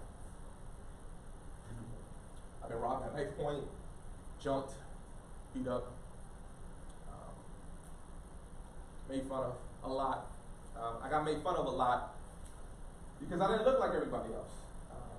So my father is a very, very dark-skinned Jamaican Cuban man, and my mother is a white woman, Jewish woman, just as white can be. Okay? Apparently, when you put those together, you get whatever this combo is. I call it butterscotch delight. Thank you. Just me. No one else calls it that. Helps me feel better about myself. But I would get made fun of because of it, because like I was this brown boy, this white mom. It was weird. It wasn't like that. It was everyone else was pretty much African American. So because of that difference, here's what's fascinating. If you've ever been made to feel different for any reason, maybe it's what you feel in your heart, or maybe it's a thought that you have, or maybe it's where you're from, or maybe it's how you think people perceive you. If you know what it feels like to feel like, dang, I just wish this part of me didn't exist, like, I get that fully. And whenever you have that part that makes you different, what we don't do is focus on all that's good. Because it's so easy to focus on everything that's wrong. True or not true? True. True. So easy. So what I did was, instead of focusing on the things that were going right, I kept focusing on what I'm seeing, what I'm going through, what I'm being made fun of. All of that is what I kept seeing. So when I was 16, I kind of hit this like boiling point where I was like, you know what?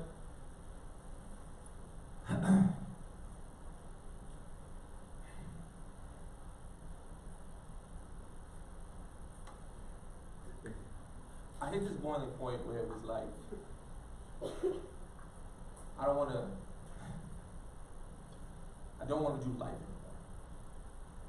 I don't want to do it because if I have to wake up and face this reality, what's the point? Like, this isn't, like, every day is a struggle. I have external struggles and then internal struggles. So what's the point? So around 16, I went to the roof of my building, and actually stood on the ledge. And I remember looking down 6 stories above the floor, 60 feet, right? And I'm thinking about just how easy it would be to kind of lean forward and just be done with the pain of it. Because this voice kept telling me like how everything was wrong. And I'll tell you 2 things about that that I know to be true. Number 1, if you know what that feels like, you are not alone. We like to think no one gets what we feel like, but the more and more I've spoken to people, the more I realize you are not alone. So don't think that. And number 2, it 100% gets better as long as you don't make a permanent decision to temporary problems. So I'll step back. I wish I could give you a magic formula on what saved me that day. I wish I could. It just, like, I had this feeling like just not yet. And I wasn't like, I was at my low point. And the worst thing about low points, you never, ever, ever actually do something to help you get out of the low point, if you really think about it. Like when you're feeling sad, what do? This is what I would do. I would go in my room, turn the lights off, get under my covers, and play the most depressing music I've ever heard in my life, right? Like you just play the worst song that tears at your soul. And you go, you know what I should do? Play that on repeat. I don't know why we do that, but we do. So I'm playing the music, and I'm sitting there, and I'm like sobbing to myself. And this experience happens that kind of shifts the way I look at everything. So my father comes in the room, he's like, yo, get up, man, we gotta talk. So I was like, oh, snap, yeah, what's up? He was like, get in the car, we gotta go somewhere. Jump in the car, starts driving, not saying nothing. And my dad's a cool dude, usually talks to me, how you doing, what's going on, you feel, whatever. He ain't saying nothing. So we drive. And I started noticing we're going to a part of town I had never been to before. And it was beautiful. And then these like nice houses and like cars. It was really, really nice. And I was getting nervous because I was like, we don't belong in this place, right? Like, why are we here? Father said, I want to show you something. And he goes, hey, you see that car right there? It was a really nice car. Like, you see that car right there? He said, one day if you want it, and you work hard enough for it, you could drive a nice car like that. And I was looking around at my pop's car, and I love my dad to death, but his car, how I describe his car so you can understand. Have you ever seen a car where everything on it makes noise except the horn? You ever seen a car like that? You know what I'm talking about? Like it's got 3 different colors, one of them is rust. You know what I mean? Like it was weird to me that he's saying, yo, you can get that, and I'm like, what you talking about? Like we don't. He was like, just bear with me, right? So we drove a little bit deeper. And it was this beautiful home. It was, see that home right there? He said, one day if you want it and you work hard enough for it, you can put yourself in a position to live in a home just like that. And I was like, oh man, we live in the projects. Like, this is really, really cramped, small space. Like, I don't get it. And then what he said to me is something that I call a moment. I don't have a word. If I had a word for it, I would give it, but it's just called, like, do me a favor, put your hand up like this. Just go. Perfect. Here's why I call it that, okay? I want you to imagine, does anybody drive a car here? Okay, so you'll really get this. So I want you to imagine you got 2 vehicles, exactly the same, driving at the exact same pace, exact same rate, exact same direction. The only difference is that one of them doesn't make a really big turn, just makes a little itty bitty. Okay? That was it. What happens over time to these 2 vehicles? They end up in 2 very different places.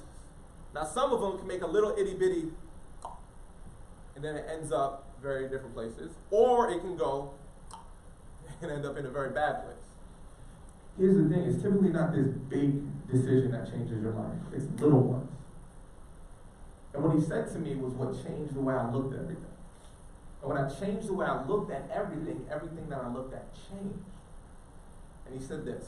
He said, look, I cannot tell you, and I can't tell any of you, why these specific, particular problems that you're having are happening to you. I don't know. But here's what I do know. They were all given to you so that you can face them overcome them, and then that's when you become the person that you were supposed to be. It's like, you gotta get this. Most people, when they deal with a struggle, a problem, a challenge, what they say to themselves, see, that's proof I wasn't supposed to get it. He said, in reality, if you get to the other side of that, you become a better person. I'll prove it to you. I'll prove it to you. So you get this in a real way. How many of you have ever had a friendship, maybe a boyfriend or a girlfriend, that has started out really good, but then it went really bad? Does anyone know what that life experience feels like? Okay.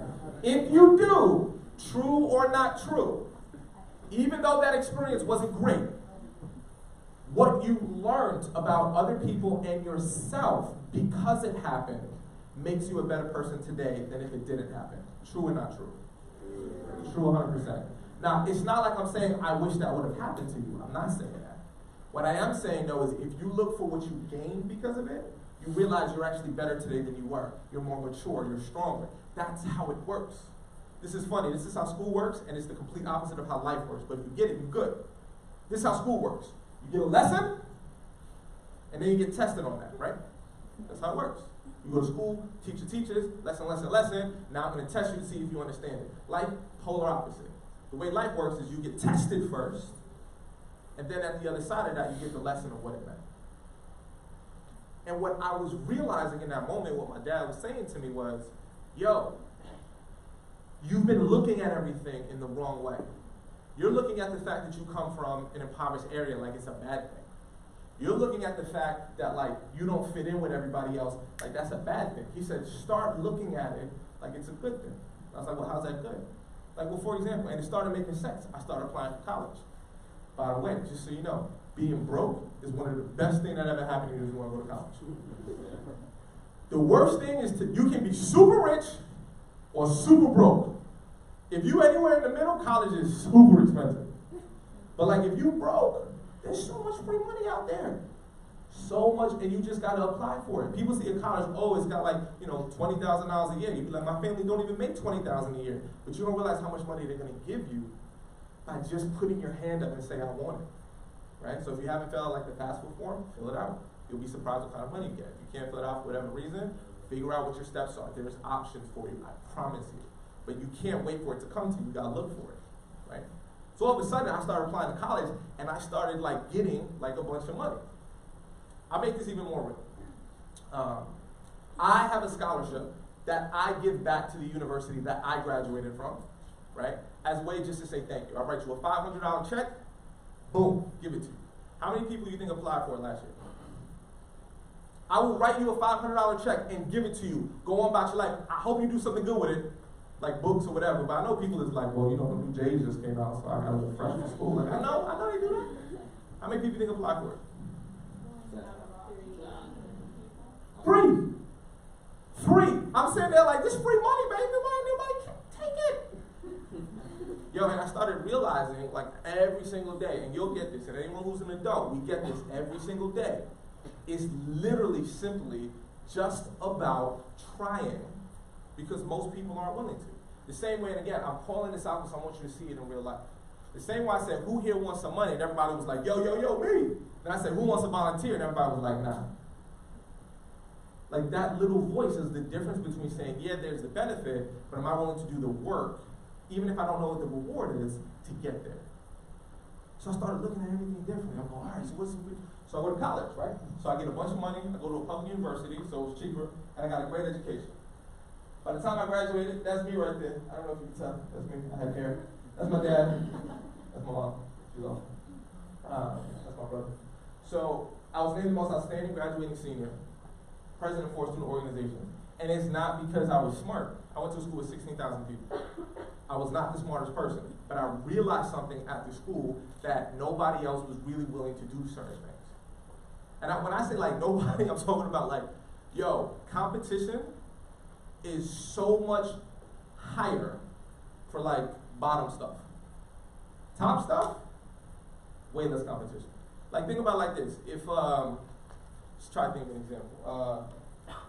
Let's say they were looking for someone to become the CEO of a resort on the island, right?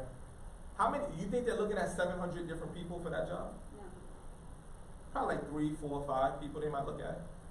So there's only 1 out of 5 people you have to be able to be better than.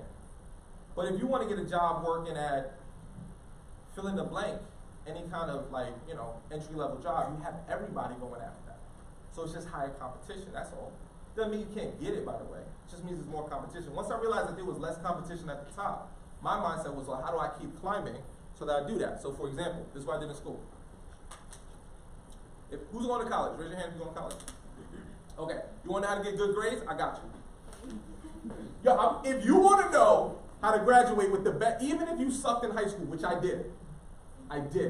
This is what I did in college, and I realized nobody's going to do this, but you got to get over this little voice that tells you don't do what I'm about to say. This is all I did.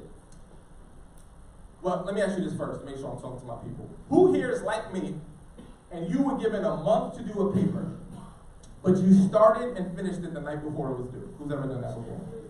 Where are the people who are like me, you go the extra mile, you started and finished it the morning that it was due? You ever hit the teacher up? I'm going to email it to you by the end of the day. What that really means is I haven't written it yet, right? You know? So here's what I would do. It's a mindset thing. I knew I could write the whole thing in one night if I needed to, because I did it before. So all the time what I would do is whenever, let's say I had a paper due April 15th, to me it was due April 7th. I had to trick myself into thinking it's due a week early. I would do whatever grind I would do the night before. And then I would do this, because this is what my issue was. I didn't realize this was an issue. Does anyone deal with the challenge that you got really good ideas up here, but when you try to write them, they just sound stupid? Does anyone have to deal with that? Like, yo, I got this great idea, and then you write, and it's like, the cat likes cotton. You're like, that's not a good sentence, I don't know. But I'm talking about textiles and feline, like it's a great, you know, motif, right?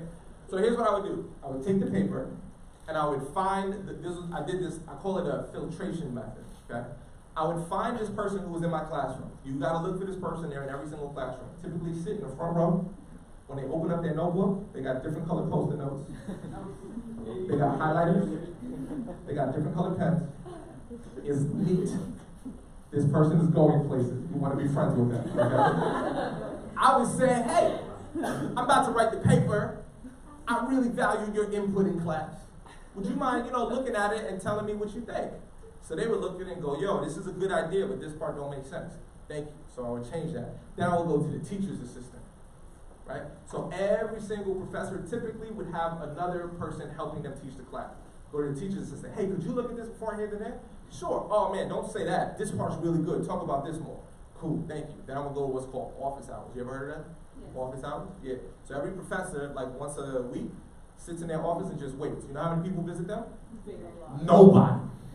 They sit there, and you don't know they do this. They sit there at their computer, and then one teardrop just falls down. Because they're like, how can my students go visit me? So now I would visit. I'd be like, hey, it's Arel. Hi. I was like, oh, come in. It's so good to see you. I was like, oh, thank you. I appreciate that. Listen, about to hand this paper in. Really excited about it. But I just want to make sure I'm not missing anything. Could you read it over and just give me your thoughts? Is that possible? 99% say yes. And they'll say, ooh, you know what? You didn't add this, but please add this. Like this part, I don't like any of this. But if you do this, it'll be really good. Thank you. Write that, and then I hand it in. Do you think you can hand in a bad paper if you do that? No. You can't. You can't. So like I never got a bad grade. And one, because I was smart. Because I was like, you know what? I'm willing to do it. But here's the thing. There's a reason why you won't do this. I'm going to tell you how this little voice works. It's been messing you up for a long time. So if you flip this, and you get how to change this conversation in your head, you're good. Like, you're good. Right? That's what you do. You flip it. The challenge is you all think being smart is going to help you succeed in life. You've heard that before, right? Like being smart. It's not. I don't know why we say that. It's not important. Some of you are really smart and you think that's going to help you get somewhere. It's not. I don't know why we say this. Oh, you're so smart. You're going to go places. No, you won't. I don't know why you think that. It's not true. Some of you don't even have to study for tests. You get good grades. You think that's something to be proud of. You're in so much trouble you don't even know it. I'll prove it to you. Don't believe me. Look into your life. How many of you know someone right now that is really, really smart, but they're not doing anything nearly as productive as they should with how smart they are? Who knows someone like that? Wait a minute. So you're telling me all of you know someone who is smart, but they're not doing anything with it because being smart doesn't matter? It doesn't. You think it does. And some of you, oh, we're the people, you've already written yourself off because this is the worst person. And I know why, because I was this person.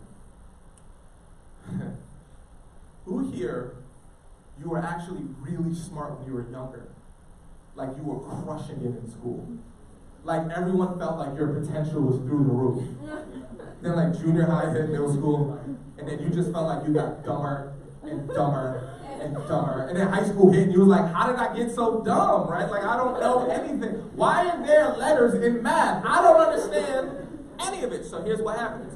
You go, you know what, I'm not gonna raise my hand. I don't know what's going on in class, but I'm not gonna raise my hand because one time you saw somebody raise their hand and they got clowned on by everybody. You ever like zoned out and then you come back and then you ask a question and it was like literally that's what we've been talking about for the last 15 minutes? And you was like, well, I guess I'm never raising my hand again. And some of you go extra hard with it though. Like how many of you, this is how much we think being smart's important. How many of you have ever been in class? You are looking dead at the teacher. You have no idea what they're talking about, but you're going like this.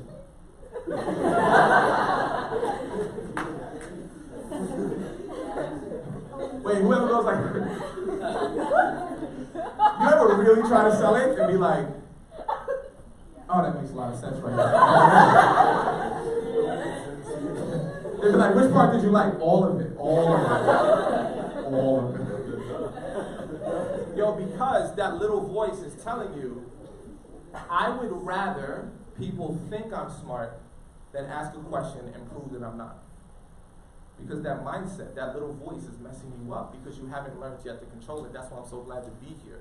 That's why I'm so glad that this event is happening, because if you get this, everything changes. So instead, if it's not being smart, what is it? Well, I can tell you also what it's not. Some of y'all, I feel bad for y'all. Any of y'all gifted or talented, don't raise your hand. Like those gifted people, y'all are in trouble, boy. Ooh. You are. It's not going to get you anywhere. But people have been telling you that since you was a little kid. Oh my God, you ever hear this? You have so much potential. You just have so much talent. It doesn't mean anything. I don't know. Adults are weird. We constantly praise stuff that does not actually help you in the real world. Because I'll ask you the same question. Think about this stuff. How many of you know someone that is really, really, really talented or gifted, but they're not doing anything as productive as they should with that talent? Like, who knows somebody who's an amazing singer, but they'll never sing in front of people? You know an amazing guitarist, but you've never heard any music on the internet, right? Like, yo, talent doesn't mean anything. It doesn't. If you have it, it's cool, but it doesn't mean anything. If you're smart, that's cool, but it doesn't mean anything. What matters is this idea of effort. Effort is everything. But here's what happens. We don't want that little voice says, yo, don't try, because if you try, people are going to know that you don't know anything. They're going to make fun of you. If they make fun of you and your life sucks, if your life sucks, you're going to hate yourself. Don't do it. Sit down. Shut up. You got to be able to be the person to say, you know what, I'm going to try anyway. I'm going to get involved with DECA. I'm going to try to go to the competition, even if I'm scared. Because my effort is my identity, not how smart I am. But it starts up here, so here's how it changed my life. So when I decided to make the little voice in my head say, I don't care if I'm down by 25 points and there's 2 minutes left in the basketball game, I'm still going to play like we have a chance to win. Whether we win or not don't matter. It changed. Like, so when I was in college, I met that professor, and then I started a couple of businesses. And I didn't know what I was doing, and if we have more time, I'll tell you all about how much I sucked and how much I failed and all that other stuff. But I created this event planning business. The event planning business really took off. It really took off. We started planning events all over the country. I've been invited to give TED Talks. I've written a couple of books. I actually have another copy. Wait, I don't have a bunch of copies. Anyone want one of these, by the way? Like, you really want it, like I give it to you, you read it? All right, so that's one of the books that I wrote. And again, like, I really, really, really love this because, so I hope you do this with people. And I'm gonna give a copy to the schools for their library, right? But like, it literally gives you specific steps to take every single day, right? So I'm like very, very proud of this. So I started taking all of this stuff, and it went really, really well. I got to meet cool people. This is Big Sean. I don't know if you know who he is. His name, Lil John. Got to be acknowledged by President Obama. Got to be invited to events as former President Bill Clinton. So I share all that with you because I stopped focusing on where I'm from. I stopped focusing on what I wasn't good at. And I started saying, what could I do? Like right now, I'm telling all of you, right? You've got the hospitality industry and tourism. You got the island right here. This is great news. I'm gonna tell you why. Well, I'll tell you another stupid thing we adults do. I don't know why we do it. We put a lot of pressure on you with a stupid question. I hate this question. Adults, I'm not mad at you for asking the question. I just asked you stop asking it. I'll tell you why. How many people, whenever you have spoken to an adult of any kind, and they find out you're a senior in high school, their very next question is, so what you gonna do with your life? How many of you, if you can keep it 100, you have no idea, but you lie and give them an answer just to shut them up so that they leave you alone? Who does that? What you want to do with your life? I'm gonna be an architect. Oh, that's real cool. Whew. I don't even know what an architect does. I just want that person to leave me alone. I'll tell you the dirty secret. This is the dirty secret, okay? A lot of adults put pressure on you with that question because in reality, we don't know what we want to do with our lives yet either. So we're hoping that someone else has figured it out so it'll give us hope. Do you know how many adults are still trying to figure it out? Do you know how many adults go to college, get a degree, and then through life experience change their career completely from what they got the degree in? It's normal. It's totally normal. If you have no idea what you want to do with your life, guess what? You're totally normal. And then for those of you who do know what you want to do, you could go to college or go to the workforce, start doing it, and be like, I hate this.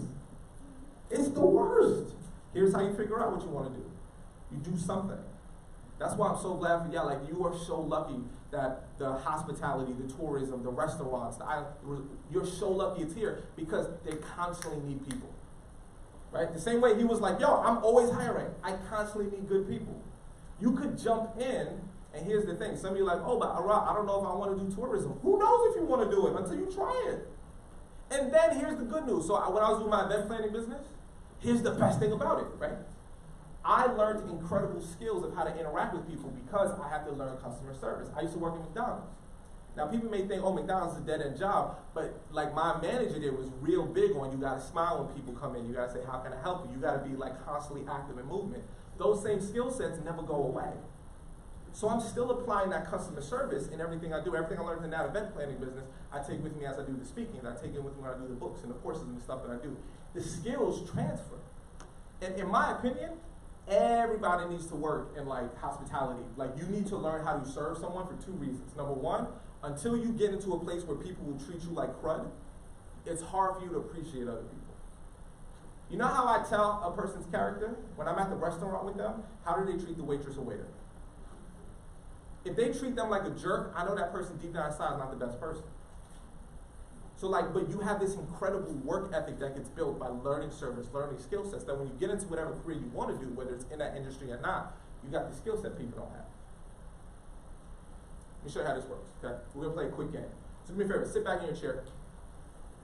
If you have anything in your hands, you won't get anything, clear your hands out. We're gonna play a quick game, okay? Do me a favor, can you need someone next to you. Can you just real quick, Mia, just sit right there. Okay? You just need someone on your left and right. If you're in the aisle, you get a pass. Okay? So just like grab that seat real quick. Okay. Yeah, right there as well. Okay. All right, with your left hand, I'd like for you to go like this. Left hand, yeah, perfect. With your right hand, I want you to take your pointer finger and put it into the palm of the person next to you. You can touch it, it's fine. Okay? Now, on the count of three, if you have an eye, you get a pass. Okay, that's what I'm trying to put you in. All right. So on the count of three, with your open hand, I want you, and wait for the number 3, I want you to try to grab hold of the finger of the person next to you. But at the exact same moment, I want you to try to remove this finger before the other person gets to grab your finger. So your goal is to have your finger free, but snatch hold of the other person's finger. Wait for the number 3. Okay, again, if you're in the aisle, you get a pass. Okay? All right, here we go. 1, 2, 3.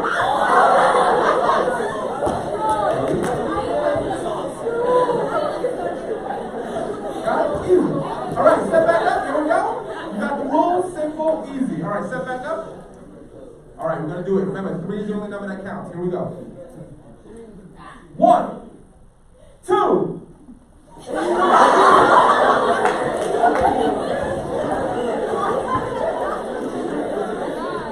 said, wait for 3. What happened? All right, step back up. Don't let me trick you.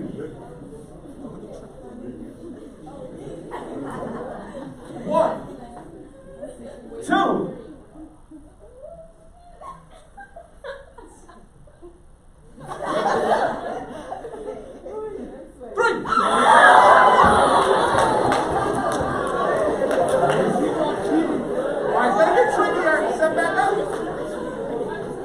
Step back up. Here we go. Don't let me trick you. Here we go. 1, 2, 7. Don't let me trick you. You gotta be focused. 1, 2. Some of you are curling your fingers. 1, 2, 3.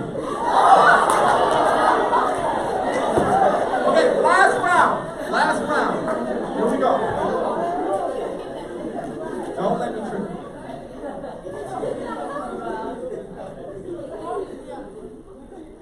Some of you are placing your hand really high. 1, 2.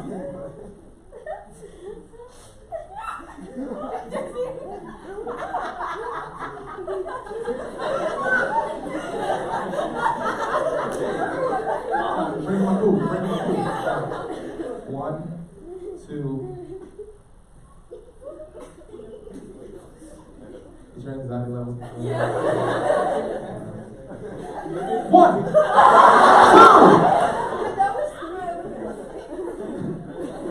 3. All right, turn to the person next to you. Give them a high five. Say you're awesome. Good job. You can sit back now.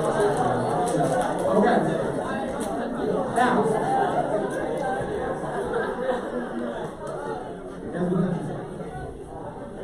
here's why I feel like I gave a little bit. I'm going to tell you why. For all of us, our little voice in our head, it has a default way of being. Like, it acts like this without us trying. So for example, we all just played the same game with the same rules in the exact same space and place. I said 2 words. In the exact same place. Now, some of you thought that that game was fun.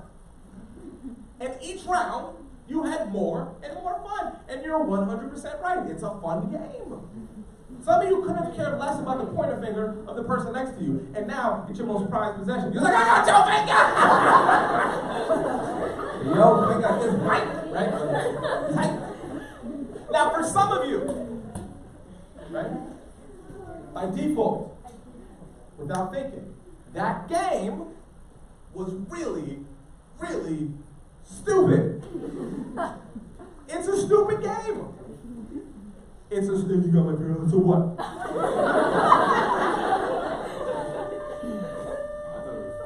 Thank you. Is it long? I felt like it was shorter earlier today. This is like, oh, real speaking. Here's the thing, this is why this is so fascinating. Okay. By default, notice what you thought. Now here's the thing, this is what's so fascinating about how this voice works. If you thought the game was stupid, guess what? It was stupid. And there's nothing I can say to make you think the game was anything but stupid. You're right. Yo, how can I argue any differently to you? You're right. I'll prove it to you. Said a different way. You ever get into an argument with someone who has a different viewpoint than you? Have you ever changed their viewpoint? No. Has anyone ever changed your viewpoint? No! When we think something is one way, we will fight to the end. You ever been so wrong that in the middle of an argument, you start realizing you're wrong, but you're like, I can't backtrack now. I gotta go all in on this. Because I can't give them the victory right now. So then you double down. True or not true? True. So here's the thing. If by default you say that game is stupid, you're right. By default, if you say that game was fun, you're right. Here's the thing. Same game, same rules. The only thing that's different is how you chose to look at it. So some of you might look at growing up in this area and you go, man, I ain't got no opportunity because I grew up in this area. And if you think that, you're right. You're right. But if you grow up in this area and you think, yo, there is more opportunity for me than ever before. Because think about it like this. You live in an area where if you want to have a direct conversation with your principal, thank you, Principal Roach, we love you, right? Did he leave? Yeah. Oh, wait, why did I say so? Did he came back. He came back in one second? Yeah. And they were like, right? But look, you're in a school that if you want to get in touch with your principal, you can. Easy. You want to get involved in an organization that helps you do well, there's tons of groups here. Y'all may not realize this, right? But literally this whole event never happened before. And you got people from like Workforce Solutions who organized and brought all these people here because they're trying to let you know there's tons of opportunities. Now here's what most people won't do. See this guy right here? Yes. Most people won't come up to me afterwards and be like, hey, thank you so much. I appreciate that. Most people won't do that. They won't say, hey, can I get your card? I don't know if you have an email. Can I stay in touch? Like, people won't do it. See these old people in the front here? Right? Old person right here, we're old. If you're over 22, you're old, okay? It's just life, okay? Right? Suck it up. But most people won't realize literally these people are here and they're connected to incredible humans. What's that? Right? I bet you, if you wanted to get in touch with the mayor, you could. I bet you. If you want to get in touch with anyone, do you know how powerful that is? Do you know what kind of position that could put you in? You could go to any resort right now and say, I'd love to speak to the CEO. I'm a student here, and I would love to just find out more about their story. I bet you they would make time for you. I bet you. You can't do that in a lot of places. So where some people may see no opportunity, if you start training that little voice, all you will see is opportunity where other people can't see it. But you got to look for it. But there's something that's called default. Now, there's the default voice, but here's what's even fascinating. That default voice also will create something called a default future. Now, this is an idea I learned from a book called 3 Laws of Performance, changed my life. This is how it works.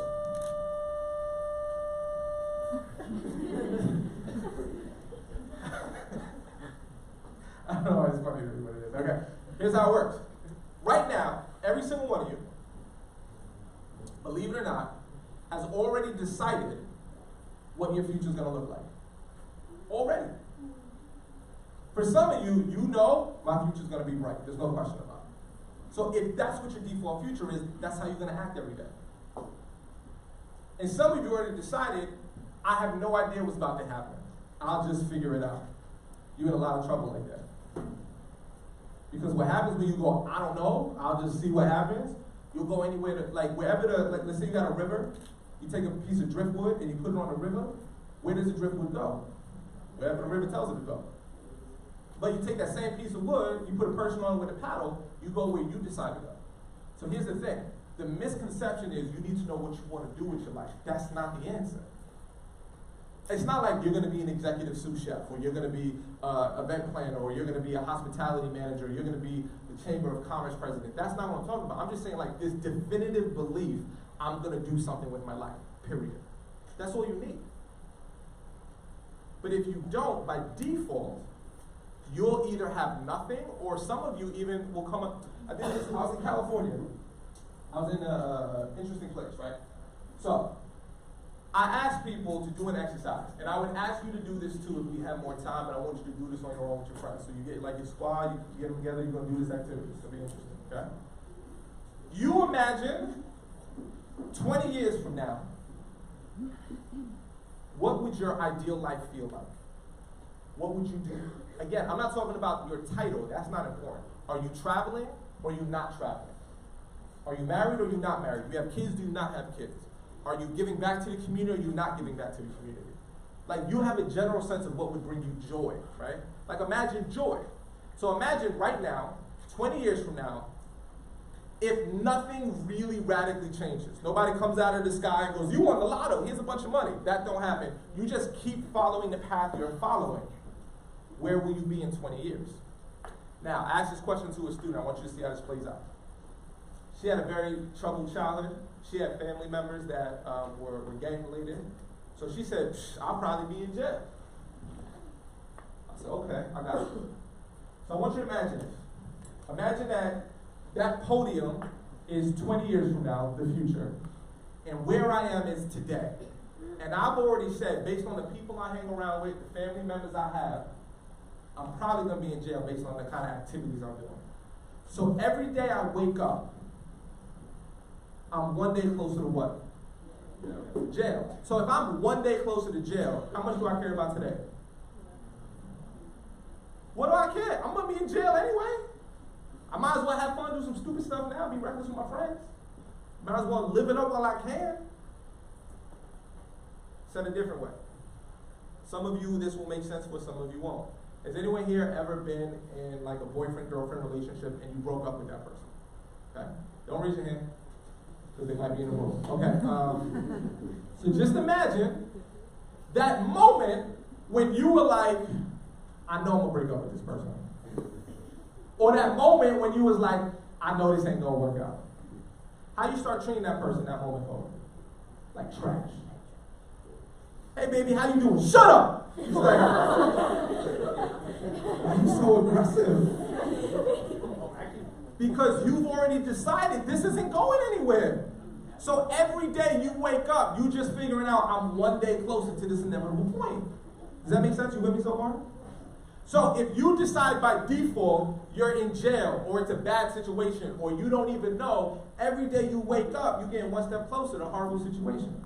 But let's say, for example, you could create anything you want. And you said, I want to do something, I don't know, let's say this one will be fun. Let's say you love throwing events. And you think it's so fun to like decorate and organize and create this incredible experience. So you want to be an event planner, right? You got the resorts out here, so you want to have people, you want people on vacation to come here, have a magical experience.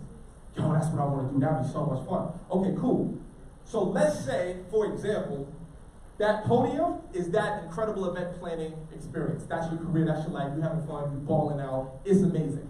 Every day you wake up, you're going to be one step closer to that. So what are you going to do differently today? Well, you probably go talk to somebody at the resort, wouldn't you?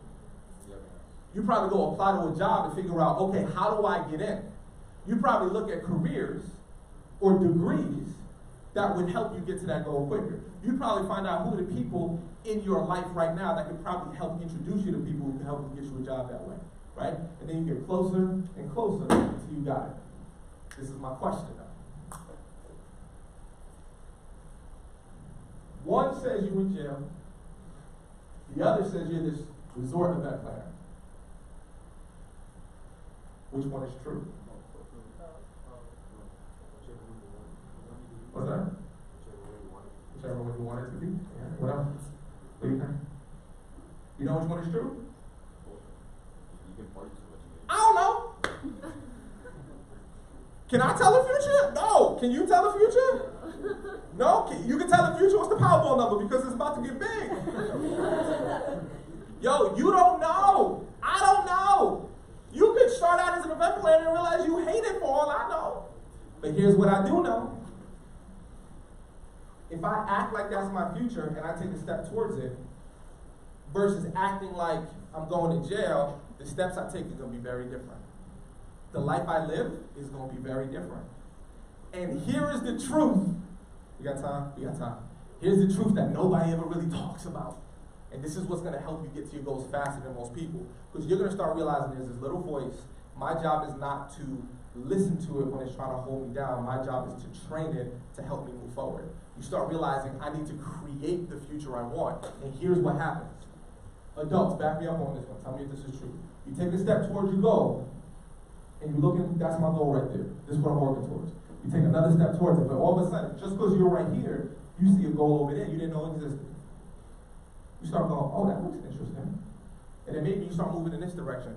But you couldn't have seen it if you didn't start moving forward. The very, very first business I started was an online company that helped college students find housing roommates and suburbs. Okay? We were an online portal. Students want to find a place to live. Landlords put up listings. It was great. I ran that business for 4 years. I hated it. But I did it for 4 years. But in that process, I discovered people do what I'm doing now for a living because I went to events where people were speaking. If I never would have started that business, I never would have went to events. I never would have known this even existed as an industry. So now, man, I start looking at it, I go, yo, that would be really cool if I could do that. So all of a sudden, I start putting in the plans and the motion to figure out how do I start moving towards that goal. And now this is what I do, and I love what I do. But I wouldn't have known it existed unless I would have just started. So I encourage you, whether you think you want to go into tourism or hospitality or not, just start there. It's big in this area. You don't know where it could lead you to. So what you create is a different perspective. There's a yellow dot. Do me a favor, put your right hand out in front of you like this. Take your thumb and your pointer finger and make the OK symbol. OK symbol, okay? Take the yellow dot and bring it into the center of your circle, okay? Yellow dot to center of your circle. If the yellow dot's in the center, please say yes. Yes. Yellow dot's in the center, please say yes. Yes. Are you sure? Yes. Okay, I'm not going to move the slide. Don't move your hand. Yellow dot's in the center. All I want you to do is close your eyes open and open your eyes closed because it's still in the center. Whoa. No. Wait, what? Close the eye that's open and open the eye that's closed because it's still in the center. No. That's called perspective. That's called perspective. You look at something one way and you go, it's like this. But if you just change the way you look at it, you may realize it's totally different. So do me a favor, turn to the person next to you, give them a high five. Say you're awesome. Because starting today, here's what you got that most people don't have. You know that there even is a little voice in your head that's talking to you right now. When that voice starts telling you, don't do this, don't do that, you go, I control it, and I focus on effort. I don't care about being smart, I don't care about being talented, I'm going to move forward.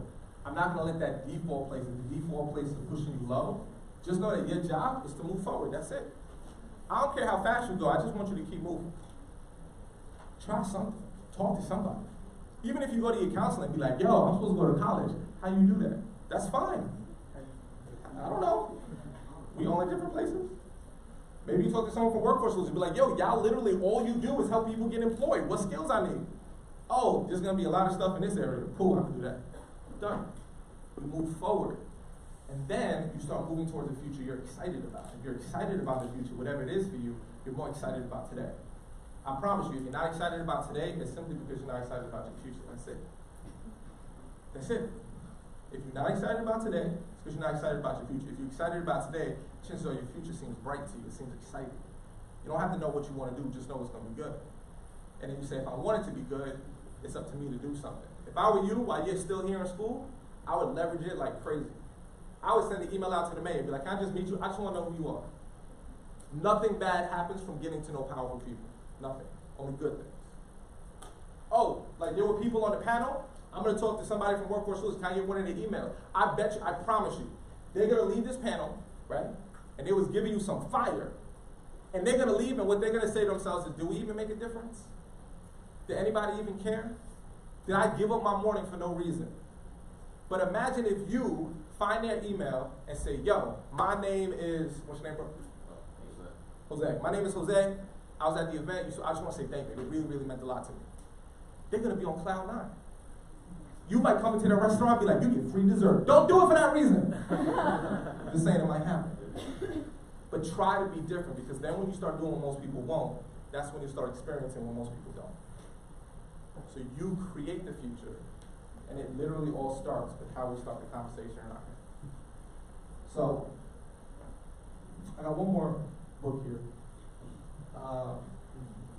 You guys on Instagram? Wait, I'd like to do a little quick test. Raise your hand if you prefer Instagram. Over what? Just in general, primarily. Raise your hand if you prefer Snapchat. Okay. Raise your hand if you prefer Twitter. Facebook? MySpace? Borrowers only? Alright. If you are on Instagram, Twitter, Facebook, whatever it is, my name is the same on all of them. It's Arel Moodie, Facebook, Instagram, Twitter. If you're on Snap, that's supposed to be me. If I was a big motion. Thank you. So please stay connected. Let me know what you thought about this. Let me know what idea you have, okay? I got one more book. I will give this away to someone. It's just words and ideas in it. So don't be like, I'm only doing it for $20, because then you're missing the point. Who put their hand down? Put your hand back up. Who has a squad of people that you would actually do this with? Like, you got a group of friends you would do this with. I feel like you right here. Catch it! Hands! That's all I got. Okay. So, like I said, I'm going to give a copy to the school so y'all can get it. But here's the thing. Start with this mindset that you control your thoughts. Don't let your thoughts control you, and you'll be good. Thank you so much for your time.